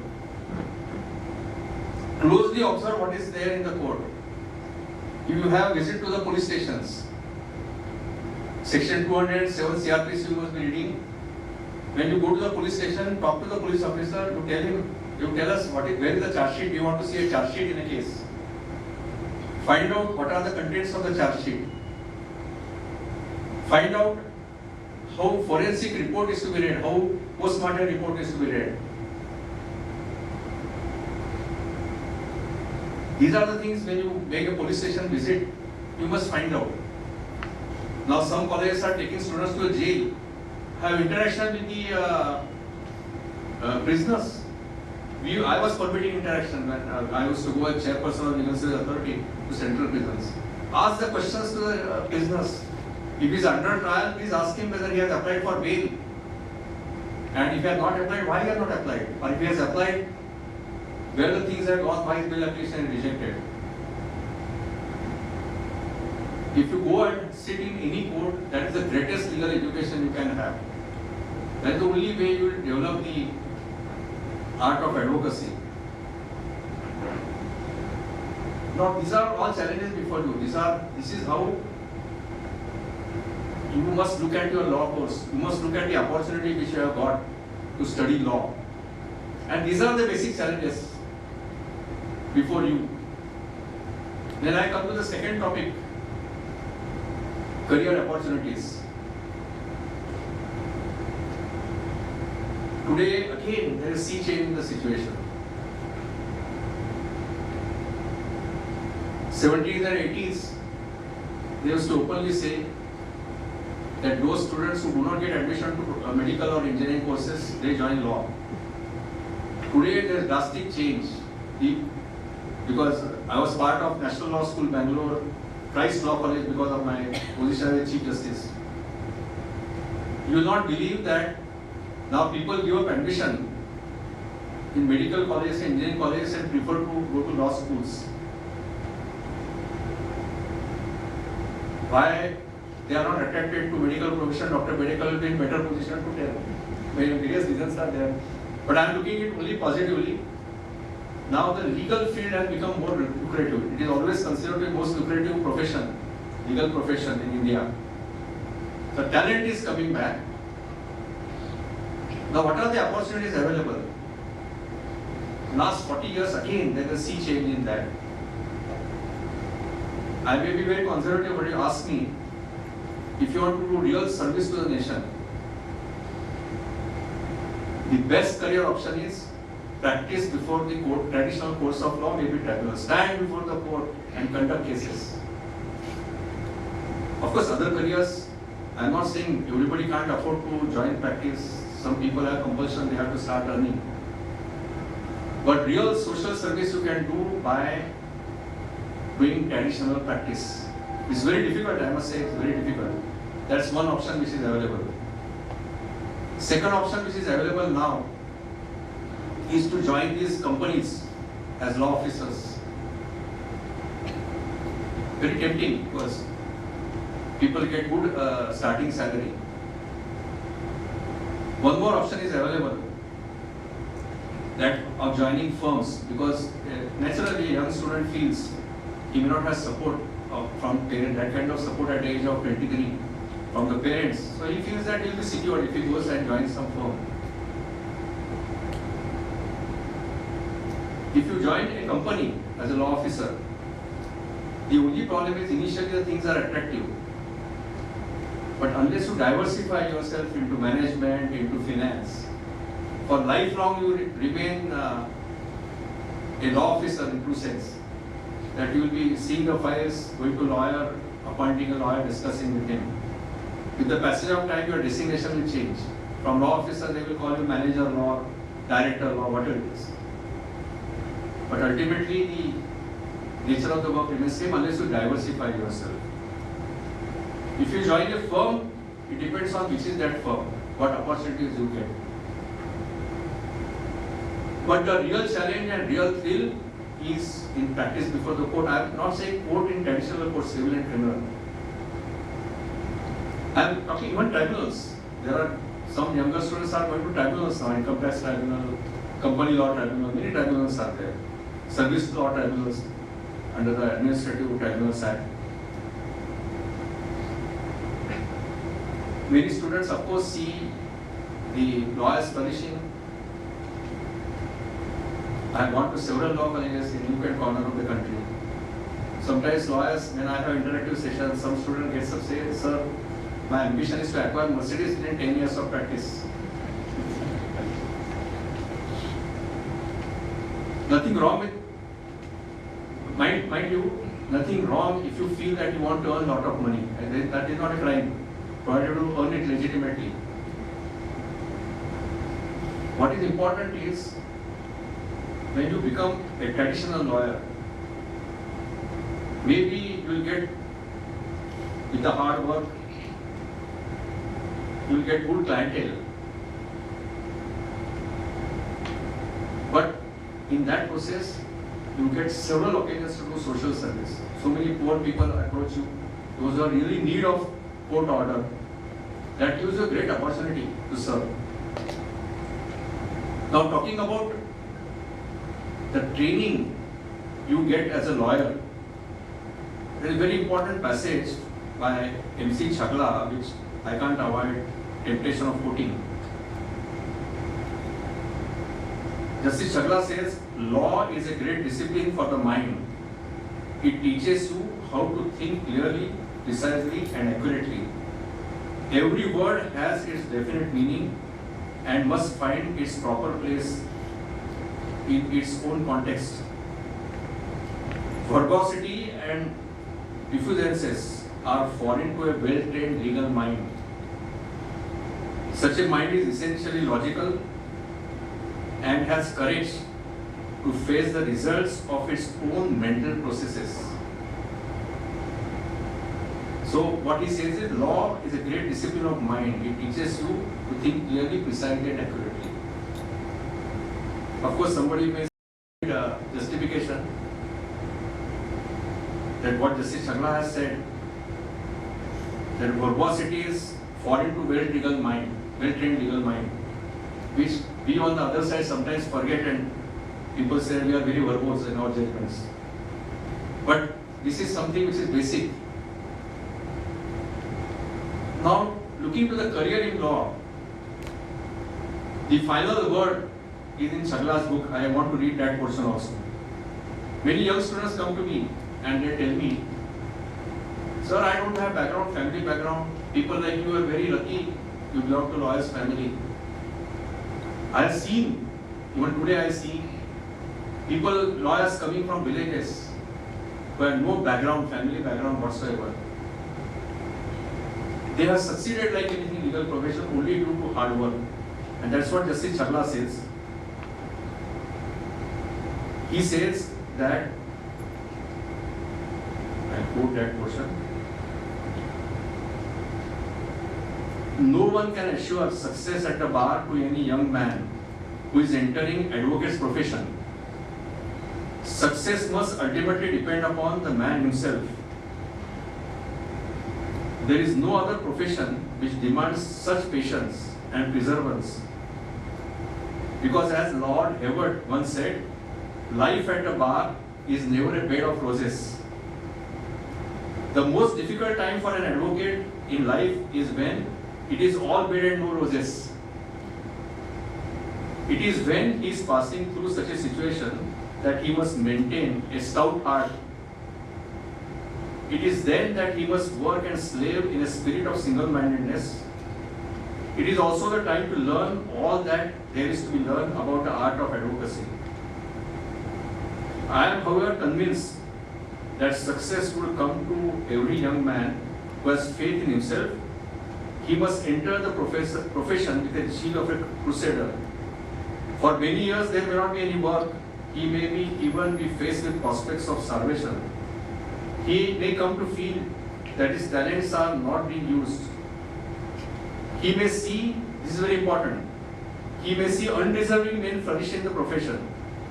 But opportunity comes to everyone, and most importantly, when the opportunity comes, no young man should be found wanting. It is then that he must put into practice all that he has learned in long years of waiting. There is no success like a success in profession of law, whereas a successful doctor or an engineer can do his own specialized work, there are few subjects and matters that a successful lawyer cannot tackle. This is the message to you. This is true even today. This book is written in 16th or 17th. It applies today. And most importantly, when you succeed in profession, you have to remember at least 10% of your work should be what we call it as pro bono work. Pro bono work need not be that you appear as a panel advocate of the legal service authority. Pro bono work is when you find that client is not able to pay. You must assist him. You must spend money from your own pocket. If you are convinced that this man deserves justice but he can't pay, work for him. That will give you greatest satisfaction. One of the great British barristers in Bombay Court always used to say that when an influential person comes to me, rich person comes to me, I add 20% to my normal fees so that when poor person comes, I can work free of cost for him. Of course, that is not an ideal thing. Don't say that it should be done. Because you want to do social work, don't do it at the cost of somebody else's pocket. That's a lighter way I am telling you. It will give you great satisfaction. I remember I was sitting before a division bench waiting for my matter. So judges told me that one widow, old widow, I think she was from Murbar or this area, Shahpur, Murbar, I forgot. Her husband had died in an accident. It was a appeal under Motor Vehicles Act filed by the insurance company. There was a blanket stay. The poor lady for 10 years had no compensation. So the judges said, you better appear for her. So I appeared. That appeal by insurance company was dismissed. The money was deposited in the High Court. I met one of the registrars. I told him that this lady must get the amount. Check was issued. I forgot that matter also. Lady thanked me. She gave me some small sweets. She left. This was in about 1997. In 2003, when I became judge, before I took oath, that lady came to my office. I recognized her. She said, "Sir, do you recognize me?" I said, "Of course I recognize you." I asked her whether, how she was in life, etc. She said, "All thank me and all that." So she offered me a rose. And sir, I was so thrilled that you are going to become a judge. You know, the satisfaction which I get, which I got from that, I can never forget. The lighter side of it also. The common man feels that office of magistrate is much higher than judge of the High Court. So she said, today you know my position. I have brought only one flower for you. But when you become magistrate, I will come with box of sweets. That's what she told me. Then one more career opportunity, important opportunity for career, which I have been now stressing for last 10 years whenever I go to law college. That is the career in judiciary. When I joined law, it was never considered to be a good career because the salaries were too bad, too low. With the advent of Shetty Commission and judgment of the Supreme Court on Shetty Commission, now I must say, if you consider it to be a public service, these salaries and perquisites are good. I have brought one book, of course, I want to correct this book. This is at my instance published by the Bar Council. Judicial Service and Career. I will hand out to Madam. She can give copies. Only thing is, I don't want to discourage you if you read the book as it is. The pay scales which are given, they are old pay scales, so we have to revise it. And today you must have read what Vidya said. The second National Judicial Pay Commission report has been submitted to the court and judges will get good salary. When I was chairman of the selection committee for the judicial officers in Maharashtra, we always used to consider why young talent is not coming to judiciary. So we decided to call Bar Council. And then we said that we'll go to the law colleges. Whenever we get opportunity, we'll tell the students how important is a career in judiciary. Broadly speaking, there are various opportunities in judiciary, but I am talking about traditional judiciary. The first entry level is civil judge. At the age of 25, you can enter judicial service even if you don't have working experience of appearing in the court, provided you have to clear the competitive exam and interviews. Through some agency we conducted study, I am talking about I think 70 or 80. We inquired with engineering colleges, I am not talking about IITs or BITS and high-end engineering colleges, normal engineering colleges. We inquired with them how much pay packet a young computer engineer gets or electronics engineer gets. So in 2018 the position was, the starting pay was something like 30,000, 35,000, 40,000, 50,000. Today if you enter at the age of 25, 26, 27 as a civil judge, I am not sure, I don't have those accurate figures, I am going to share the details with madam. With minimum, the judges are not yet given benefit of 7th pay commission, now shortly it will be given. Some 30% increase has been given. A civil judge junior division at the age of 25, he starts getting pay packet in actual pay after deducting something like 75,000 rupees with all other perquisites, rent-free accommodation, then not there HRA, some petrol allowance of 50 liters or 75 liters, some reimbursement, you get laptop, you get SCC online. And I am sure with this second pay commission, this new pay commission, the figure may go to 1 lakh. The second entry point is entry as a direct district judge. If you practice for 7 years, the High Court conducts a competitive examination, then you have to appear for the interview. And then you can get selected. Normally, as we expect from this pay commission, I don't know what exactly are the terms. Normally, our past experience is that entry level salary of a district judge is about 68 to 70% of the basic salary of High Court judge. Today, basic salary of High Court judge is 2.25. Plus, all other allowances are there. DA is there, substantial DA, 30%, 40% other allowances. So maybe after this second pay commission, Supreme Court approves, all the states must approve it. Maybe the starting point of salary for district judges may go to even 1.5 actual salary. But the point which I want to tell you is that it may not be lucrative, but it's a good career. And I always personally feel, see, I have been a lawyer for 20 years and a judge for about 18 years and now almost 9 months. My personal experience is that satisfaction one gets as a lawyer is completely different. You can't compare the satisfaction you get when you do job of judging. You can't compare with work satisfaction as a lawyer. If there is reasonable remuneration, reasonable perquisites, this option has to be considered. It is all right to remain outside in the corridors, and the lawyers have fundamental right to criticize the judges in corridors. I always say, the lawyers when I give a lecture to bar associations, that if you prevent the lawyers from talking about the judges in corridors, their life will become absolutely dry. So that right has to be protected. I am beneficiary of that right as a lawyer. The point is, we criticize the judicial system, rightly so. Rightly so. But when we criticize some of us who can afford to join service, we should respond to the call and we should take up the responsibility.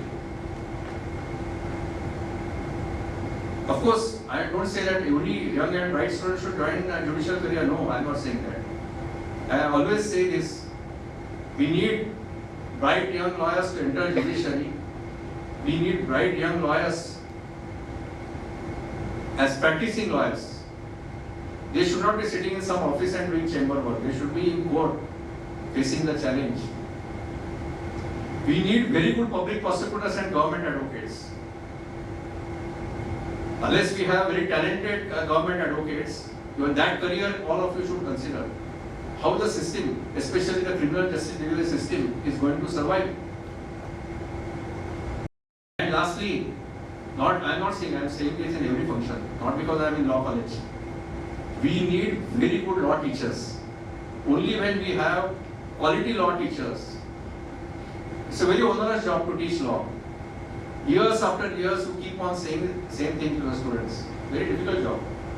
But unless we have quality teaching in our law colleges, the quality of our justice delivery system will not improve. And lastly, there is also a career option which nobody thinks about. Of course, our system is responsible. There is hardly any research in law in India. I always say this with kind of regret before every law student. Nobody makes research on law in India. That's also a career which should be. There are PhDs, but there is no serious effort made to do research in law. The summary substance of what I have told you today is that career opportunities are available in abundance. What you need is concentrate on studies, understand the law. Of course, our examination system, unless we have such open book examination system, is unless you by heart section 300 of IPC, you can't write answer. What is culpable homicide amounting to murder and what is not murder? You have to by heart those sections. You have to by heart sections under the Contract Act. I think most difficult part is to reproduce sections in Transfer of Property Act. Very difficult. So that you have to do, but simultaneously you understand the law, understand the spirit of law. If you understand the law, if you work hard as a student, if you develop your analytical mind, that is going to be key to success in future. 2 days back, we celebrated 131st birth anniversary of Dr. S. Ambedkar. I am going to stop here after reading a passage from what Baba Saheb Ambedkar said on his last speech before the Constituent Assembly. And that is the gist of first part of my speech, that Constitution is meant for whom? What Dr. Baba Saheb Ambedkar says. He has said many interesting things in his last speech. Now he says, the third thing we must do is not to be content with mere political democracy. We must make our political democracy a social democracy as well as political democracy. The political democracy cannot last unless there lies at the base of it a social democracy. What social democracy means? It means a way of life which recognizes liberty, equality, and fraternity as the principles of life. These principles of liberty, equality, and fraternity are the principles of life. They form a union of trinity in the sense that to divorce one from the other and to defeat the very purpose of democracy. Liberty cannot be divorced from equality, equality cannot be divorced from liberty, nor can liberty and equality be divorced from fraternity. Without equality, liberty would produce the supremacy of few over the many. Equality without liberty would kill individual initiative. Without fraternity, liberty would produce supremacy of few over the many. We must begin by acknowledging the fact that there is a complete absence of two things in Indian society. One is equality and on social plane, and the other is fraternity. That's what he says.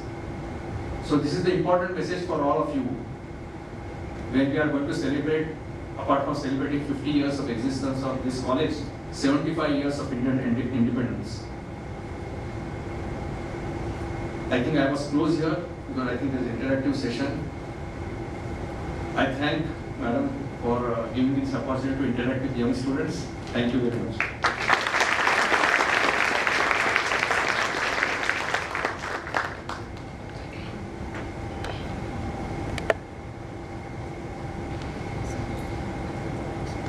Thank you very much, sir, for your such a informative guidance and showing the different opportunities to the law students. Thank you very much.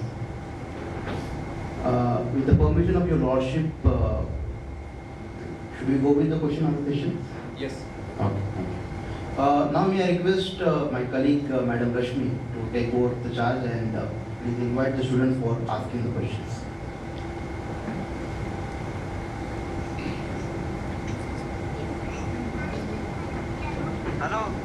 शूटला नंतर phone कर शूटला मी नंतर phone करतो sir.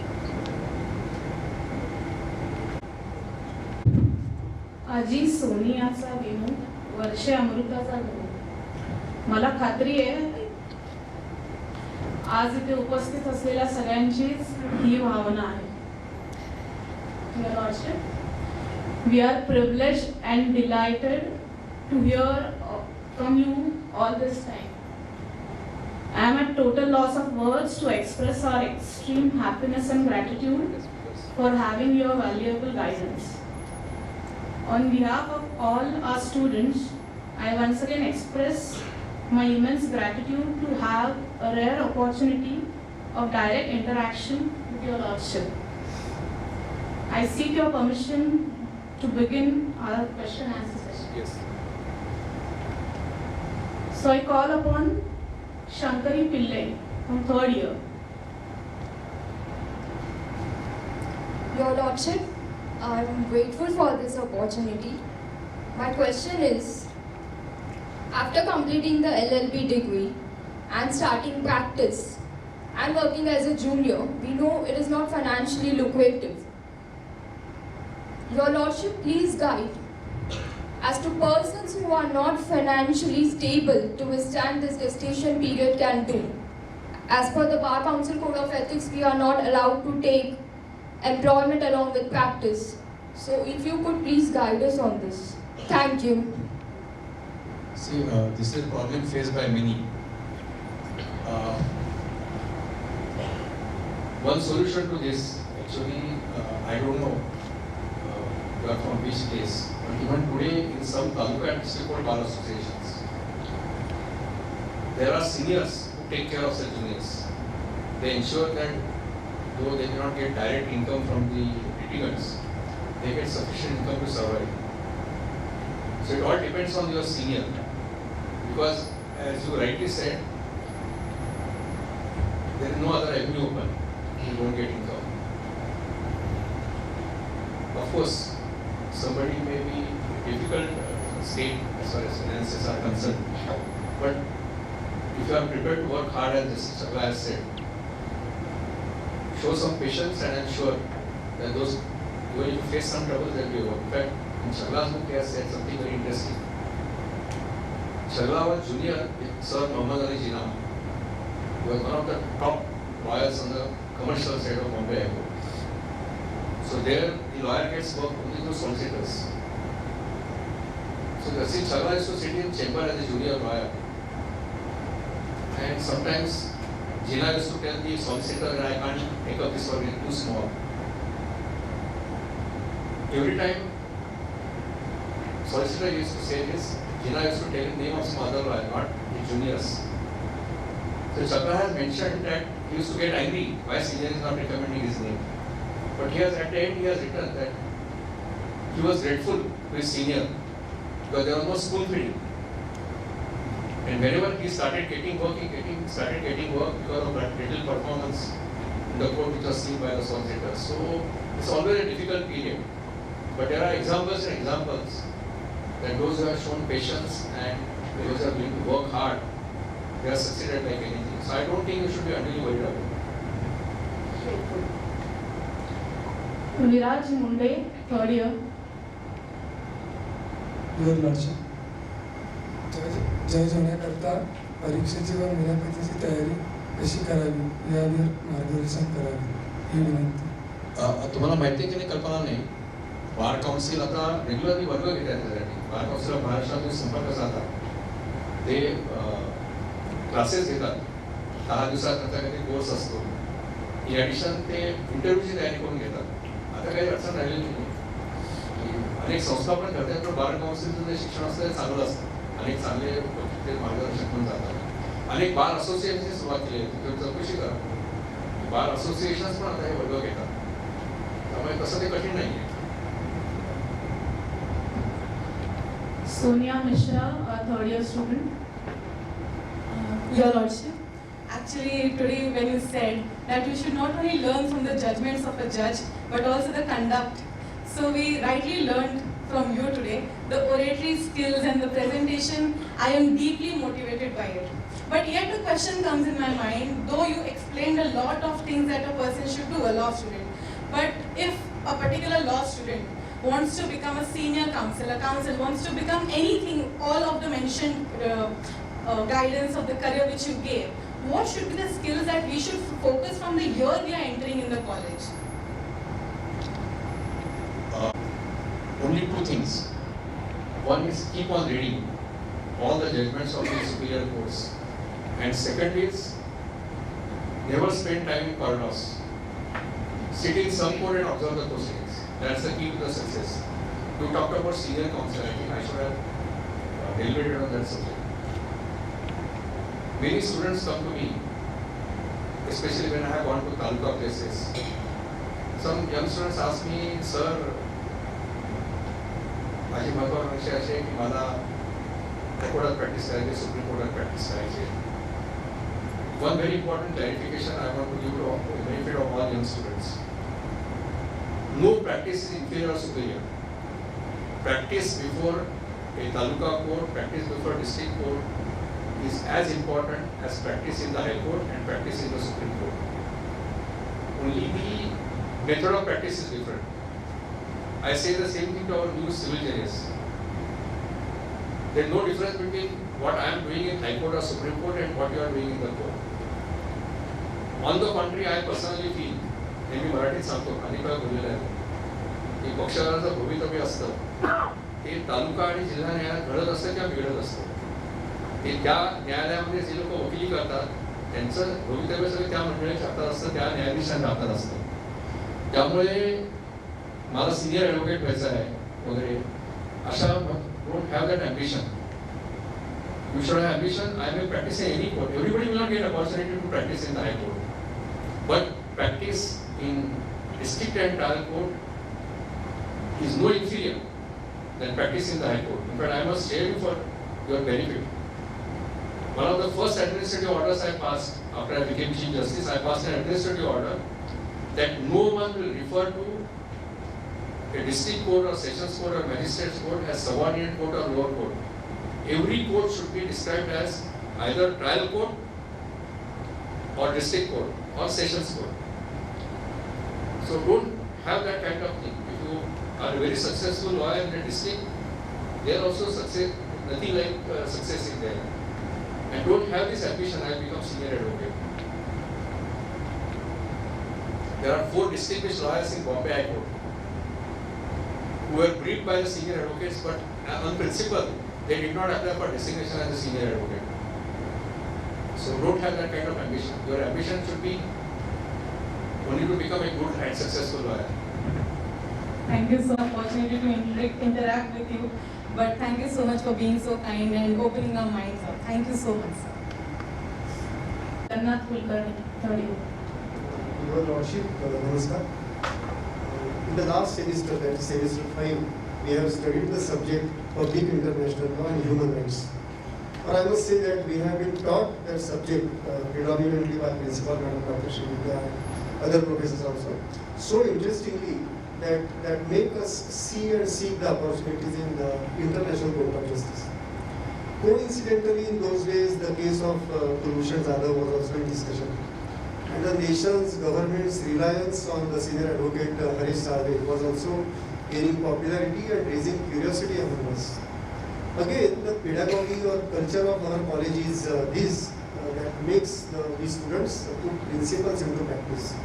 I recall around 52 days ago when Russia-Ukraine war started, our professor Vinod sir took surprise to all students as to, after learning this law, this subject, international law, why any student has not raised any question against this. So this makes us see and seek the opportunities in International Court of Justice. We, the budding advocates, would like to, will be very much obliged if you guide us on this subject, how we can make the career in ICJ, International Court of Justice, from the bar, bench, as well as the amicus court.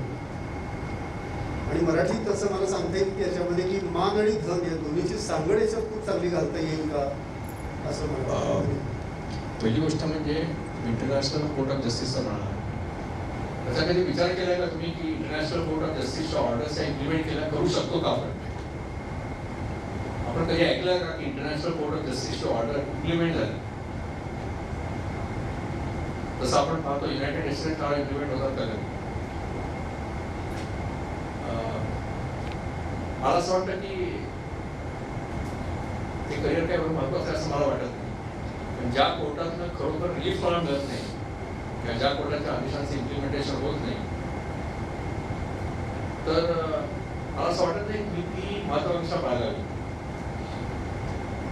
त्यापेक्षा एखादा चांगला trial lawyer होण्याची महत्वाकांक्षा जरूर बाळगावी की सामान्य माणसाला मला न्याय मिळून देता येईल आणि ह्या गोष्टी पाहणं महत्वाचं की आता विषय निघाला चांगली पुस्तकं वाचा सांगितलं अनेक चांगल्या सिरियल बघण्यासारख्या आहेत एक सिरियल मी आपल्याला मुद्दाम सांगतो एक टोकियो ट्रायल नावाची सिरियल आहे नेटफ्लिक्सवर आहे जसं न्यूरेमबर्ग ट्रायल झाली होती दुसऱ्या महायुद्धामध्ये त्या सगळ्या नाझी लोकांना शिक्षा झाली तशी जपानमधल्या वॉर क्रिमिनल्सना शिक्षा देण्याकरता ते ट्रायबल होतं निरनिराळ्या देशांचे न्यायाधीश होते वेस्ट बेंगॉलचे जस्टिस पाल होते आणि तेव्हा डिलिब्रेशन कशी झाली प्रत्येक देशाच्या न्यायाधीशांचे व्ह्यू कसे होते 7-8 काहीतरी एपिसोडची सिरियल आपण जरूर पहा त्याचा महत्वाचा भाग असा आहे की जस्टिस पॉलने डिसेंटिंग जजमेंट दिलं त्यांचं म्हणणं असं होतं बरीच कारणं दिली त्यांनी की या गुन्हेगार शिक्षा करता येणार नाही कारण ते लॉ आलेले ते नंतर आलेले आहेत आणि म्हणून टोकियोमध्ये ते जस्टिस पॉलचा एक पुतळा आहे तर ह्या गोष्टी इंटरनॅशनल कोर्ट ऑफ जस्टिसवर एक अनुभव म्हणून चांगले आहेत मी ऐका ते जरूर डायरेक्ट टेलिकास्ट असतं हे काही फार महत्वाकांक्षा बाळगण्याची गोष्ट नाही आहे तिथे तुम्ही जाऊन खरोखर काहीतरी खरोखर लोकांना न्याय मिळून द्याल अशी गोष्ट नाही आहे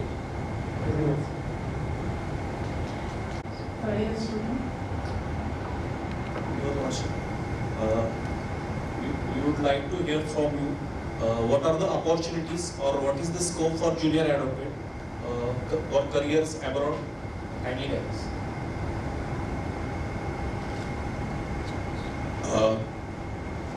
You are talking about careers abroad or opportunity for education abroad? Careers.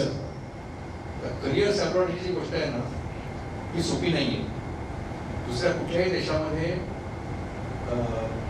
जाऊन वकिली करणं हे सोपं नाही आहे कारण तिथे तुम्हाला सनद लागते तुम्ही अमेरिकेला गेला इंग्लंडमध्ये गेला फ्रान्समध्ये गेला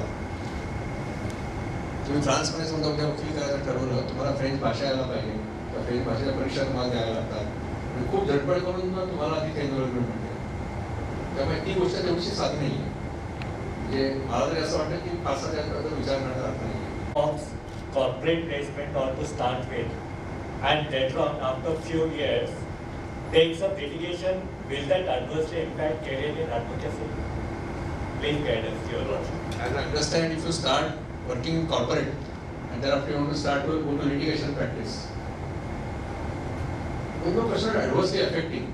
The question is if you spend 10 years sitting in some corporate's office and clearing the files, advising company and going to lawyers. What you lose is 10 years of exposure in regular court. So after 10 years, if you graduate at the age of 23, for 10 years you remain in comforts of air-conditioned office in some company. After 10 years, you will find it very difficult to go and succeed in the court. It's a totally different atmosphere, different work culture, and you require a lot of patience. It's not easy, I must say. Thank you. It can be other way around. After practicing in traditional courts, you can join corporate sector. Sure. Thank you. Shri Thane, second.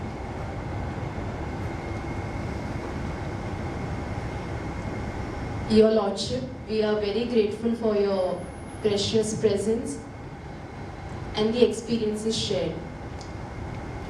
In today's world where everything is computerized, we may get to see a very drastic change with the introduction of artificial intelligence.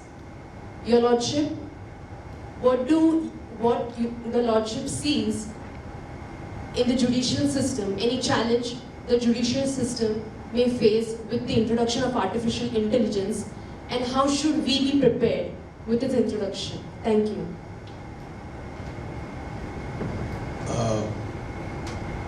I was chairman of the IT committee of Bombay. I worked for 3 years. I was associated with the same work in Karnataka. Whatever little I understood, I am not expert in the field. I used to consult various experts. Artificial intelligence has very limited use in field of law. Some of the fields we identified, for example, compensation cases under Motor Vehicles Act. There is formula that if you have certain percentage of disability, this is the age and income, etc. Artificial intelligence is very important for collection of data for certain other decisions. For example, we have a transfer policy of judges. So after 3 years, every judge from one zone goes to other zone. So artificial intelligence may be useful there. In terms of policy, we come up with solution that the judge has not gone to Vidarbha area for last 3 terms. So he should go to Vidarbha area. But I'll give you a simple example. Take a case of a criminal case, a daylight murder. There are eyewitnesses. Everything depends on appreciation of evidence of the eyewitnesses.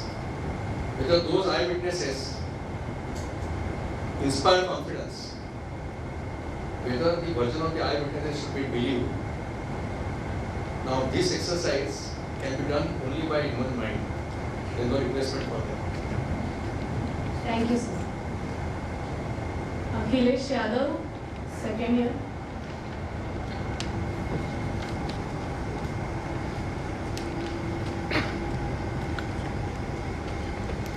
Your Lordship, the LLB program has made us see the Honorable Supreme Court with awe and esteem.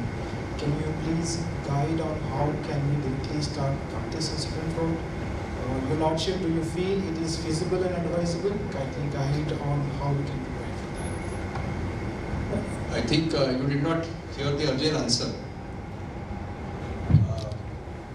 Firstly, there is nothing fascinating about practice before Supreme Court. But there is nothing wrong if you aspire to practice before Supreme Court at the same time. I give one piece of advice to young lawyers.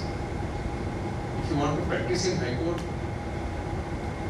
it is absolutely necessary that at least for 3 to 4 years you must practice in Taluka and district courts. You must understand how the courts work. Same way, if you want to practice in Supreme Court, you should have experience of practicing in High Court, at least for 2 to 3 years. Otherwise, it will be very difficult to start practicing Supreme Court and succeed there. Of course, there are exceptions to this. I am not saying there are people who have directly gone there, worked with some AOR, advocate on the record, became advocate on the record, and that has been done, but it's not that easy. Thank you, sir. Priyanka Acharya, second year. May I ask my question? So, our layman thinks that the position of a judge is very superior, right? And as a law student, we can see that there are so many skills required. So, what skill set we can develop while pursuing the law degree if we are trying to have a career in judiciary? Firstly, when you are a student of law, you are not a lay person. You are different from lay person. That's the thing. Secondly, there is nothing special. No special preparation is required. Ultimately, what you require is the right approach and knowledge of law for becoming a judge. If you work hard, if you understand the law, rather than only reproducing law in your examination papers, you don't require separate training at all. You naturally mold yourself when you become a judge. So, don't think that you require some special skills or something like that. Or special skills you acquire after becoming a judge. Concentrate on your studies, that's enough. Thank you. Bhagyashri Acharya. We would like to guide on what is non-litigation practice and what are the prospects of it. non-litigation practice basically is of two types, as I understand. Of course, I may be far behind in knowledge in terms of this area, but whatever I know, I will share with you. Basically, there are two parts of non-litigation practice. One is you join corporate sector as a law officer or whatever capacity, and you look after all legal matters of that particular corporate entity. And second non-litigation practice is you are part of a firm, either as an employee or as a partner. You do a lot of conveyancing work, drafting work. If you get a litigation, you take instructions from your client, maybe draft a plaint, and then engage a lawyer. So these are broadly two types of non-litigation practice. Non-litigation practice is that practice where you don't stand before the court and argue your case. Thank you so much. I call upon Priyanka Jadhav.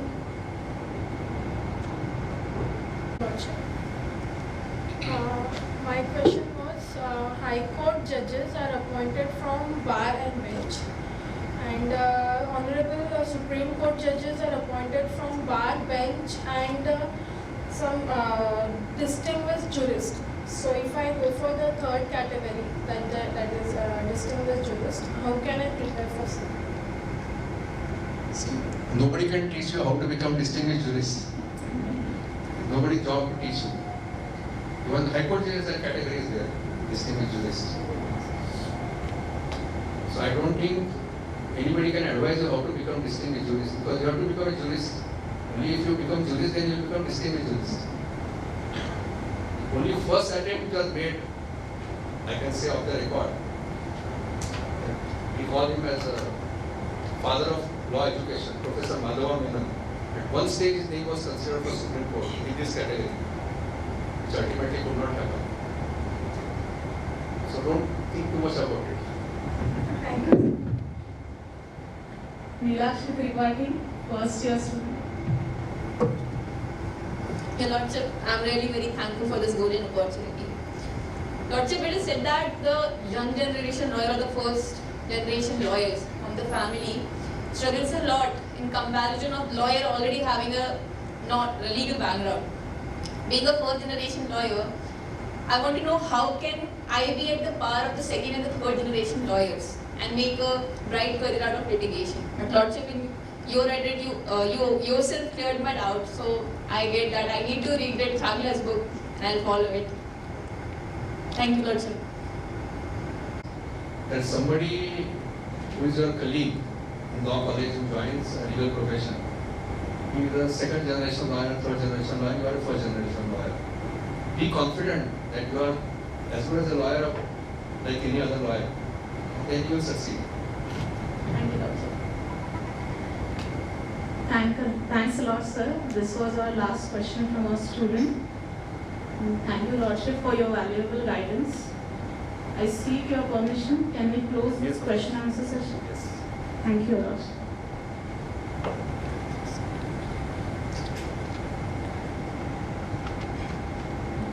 Thank you very much, sir, for your answering all the questions of our students. Now, with the permission of Principal Madam, may I go for vote of thanks. आभार प्रदर्शन मराठीत आपण म्हणतो. खरं तर आभार प्रदर्शन करणाऱ्या व्यक्तीचा कधी कधी आनंद होतो, कधी कधी राग येतो. आनंद तेव्हा होतो जेव्हा कार्यक्रम आपल्याला नकोसा वाटतो, आणि राग तेव्हा येतो जेव्हा कार्यक्रम हवासा वाटतो. मला वाटतं आज तुम्हाला राग येत असेल माझा, पण त्याला इलाज नाहीये. कार्यक्रमाची सांगता करावीच लागते, आणि माननीय सर्वोच्च न्यायालयाचे न्यायाधीशांचा प्रत्येक मिनिट अगदी महत्त्वाचा असतो देशाच्या एकंदरीत कल्याणासाठी. आणि म्हणून आभार प्रदर्शनाचा भार मी स्वतः वर घेत आहे. सुरुवातीला आभार प्रदर्शन करण्याचं मला वाटतं मी केलं पाहिजे, ते माननीय ओक सरांचं केलं पाहिजे. परंतु त्यापूर्वी ओक सर, आपणास एक छोटीशी विनंती आहे की आम्ही काही मेमरीज तुमच्या मागे दाखवत आहोत. 2003 मध्ये आपण आला होता, आणि त्यावेळेस आमचे विद्यापीठ मंडळाचे संस्थापक सिनियर बेडेकर सर त्यांनी आपलं स्वागत केलं होतं. त्यावेळेसच्या काही मेमरी आहेत. We thought we should share with you.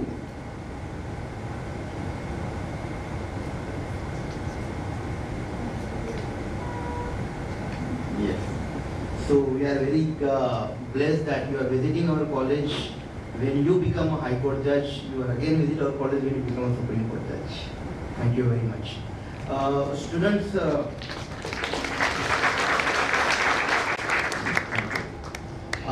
in the jurisprudence, we teach one theory called the legal realism, and in which we teach that judges make the law. Under our constitution, judiciary is the third organ of the state and carrying the same responsibility of the welfare state.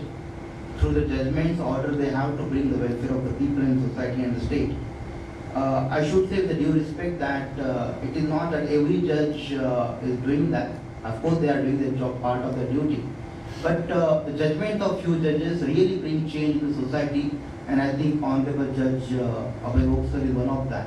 Let me just inform certain judgments about which brought the welfare in the society. In the Mumbai, in Thane, people who travel through local trains, आपण खूपदा एक announcement ऐकतो की वरिष्ठ नागरिकांसाठी काही seats राखीव आहेत, त्यांना त्या द्या. आणि मला आनंद वाटतो की हे जजमेंट पास करणारे अभय सर आहेत. And because as a common man, I can hear the announcement. I don't know the background of that particular picture. But the important thing is this judgment, this petition was not filed by anyone. It was a suo motu petition. The cognizance was taken by the Honorable Judge Sir. And the order was passed. And sir, I was researching, today this order completes 7 years. It was passed in the year 2015, April month itself. Apart from that, if you read certain articles about Honorable Shri, sir is known as a pro-people judge.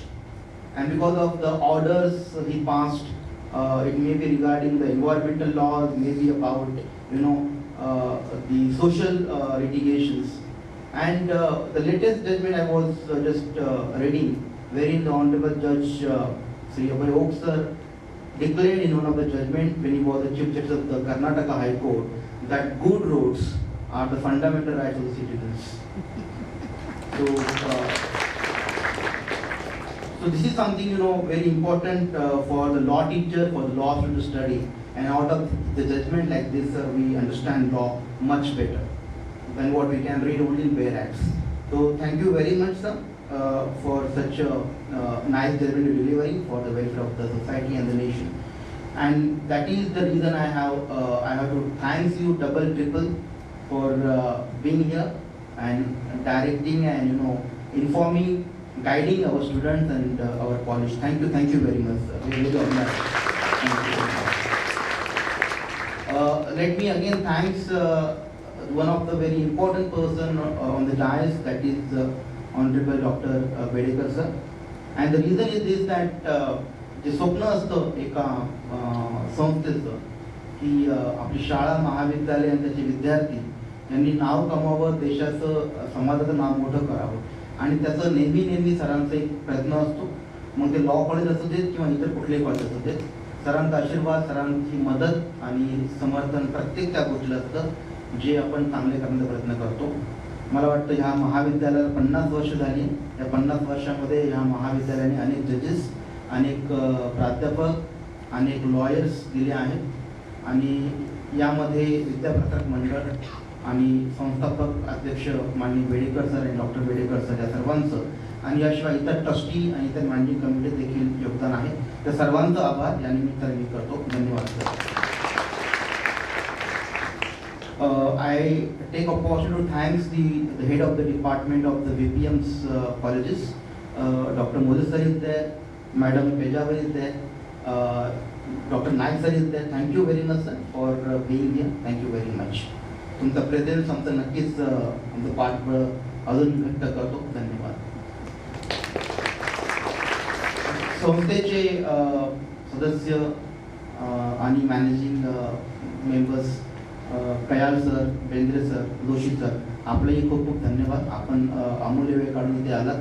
खूप खूप धन्यवाद. याशिवाय आमच्या महाविद्यालयाचे माजी विद्यार्थी Paranjpe sir, Gokhale sir आणि पायक सर, आणि ह्याच सोबत आमच्या कॉलेजचे आजही माझे प्राध्यापक इथे आहेत. पायक सर आहेत, I can see Pragya madam, Sangeeta madam, Gaikwad madam, Barve sir आणि सर्वांचंच, आणि madam Komal Sinha is also there.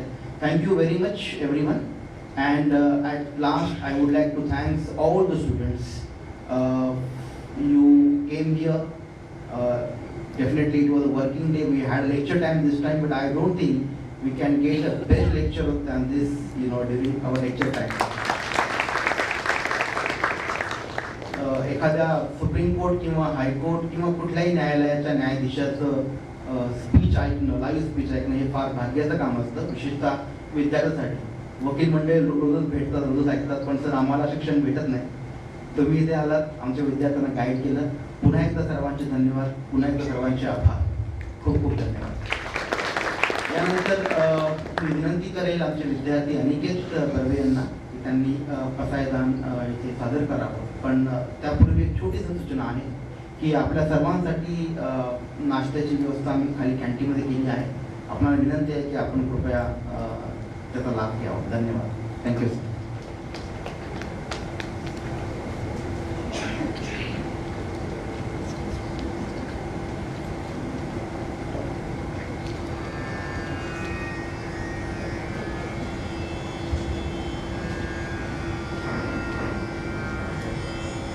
आता विश्वात्मके देवे येणे वाग्यज्ञे तोषावे, तोषो निमज द्यावे बसाय दान हे.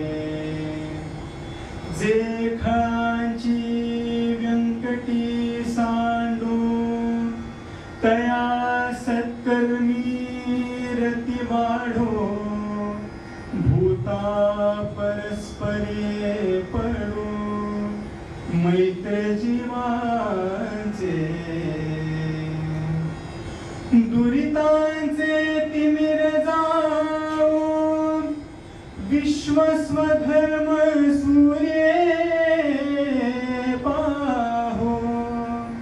जो जे वांछील तो तेला हो प्राणी जात. वर्षत सकळ मंगळी ईश्वर निष्ठांची मांदियाळी. अनवरत भूमंडळी भेटितो भूता. चला कल्पतरूंचे आरव चेतना चिंतामणीचे गाव. बोलते जे अर्णव पियुषांचे. चंद्रमे जे अलांछन मातंड हे तापहीन. ते सर्वाही सदा सज्जन सोय रे हो तू. किंबहुना सर्व सुखी पूर्ण होनी तिही लोकी. भजिजो आदि पुरुषी अखंडित आणि ग्रंथोपजीवी विशेषी लोकीये. दृष्टादृष्ट विजयी होवावे जी. येथ म्हणे श्री विश्वेश्वरा हा होईल दान पसारो. येणे वरे ज्ञान देवो सुखिया झाला.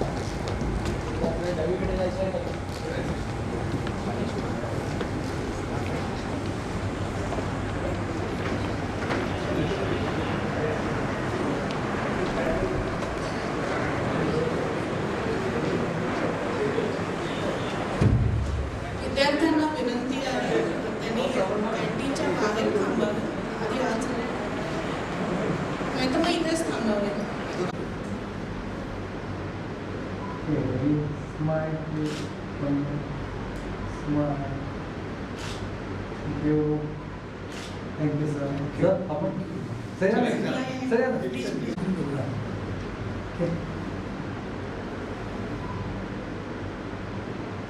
Ready, smile.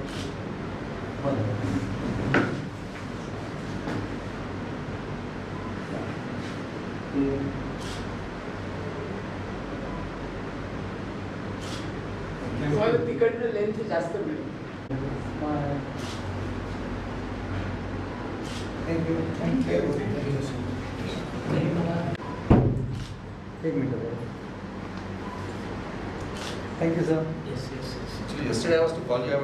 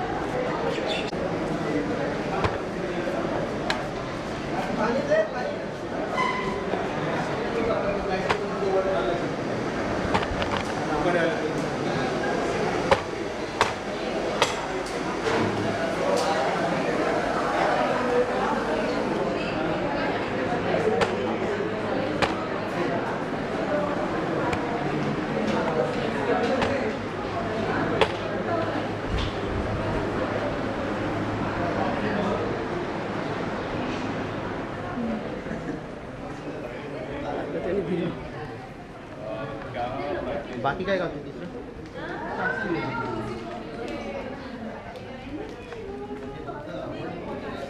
आता कुठे खाऊ काम करू खाऊ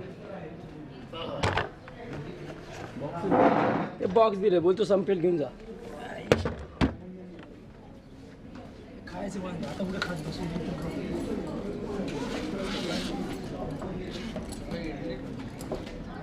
पिशवी नाही आता ह्याच्यात का डबा खराब नाही पिशवी काय का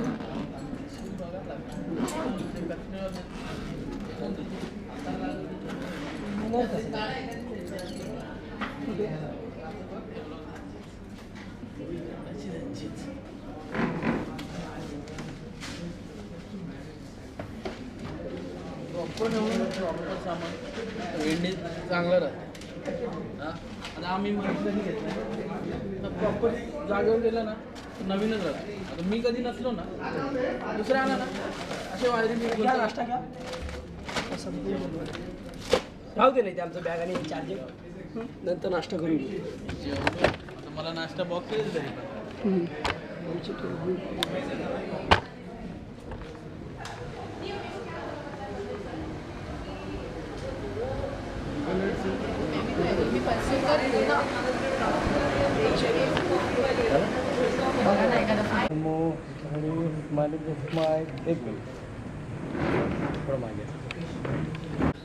Okay, ready, smile.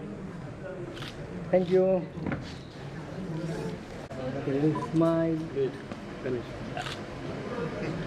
Okay, very smiling, very smile. All come quickly. Yes,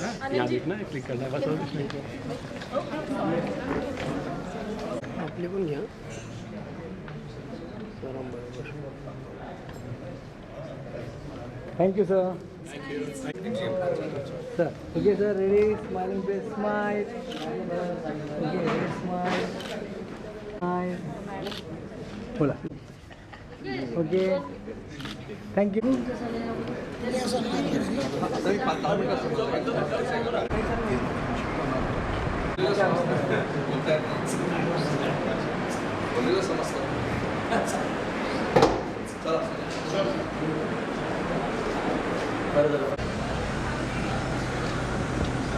जज आहेत बाबा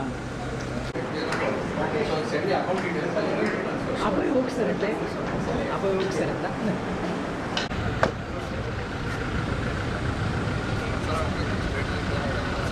जय श्रीमान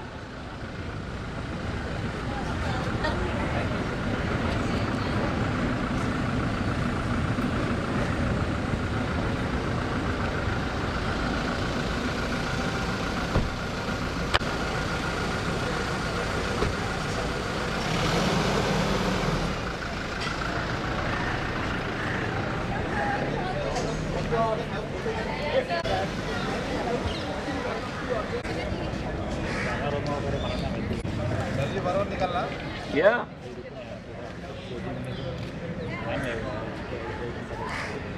थोडं मागे थांबा थांबा थांबा अरे हो रे Sir, if you can transfer this side.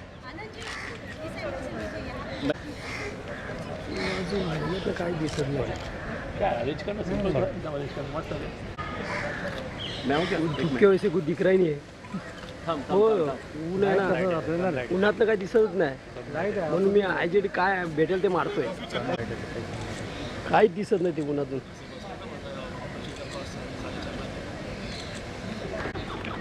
चलो ओके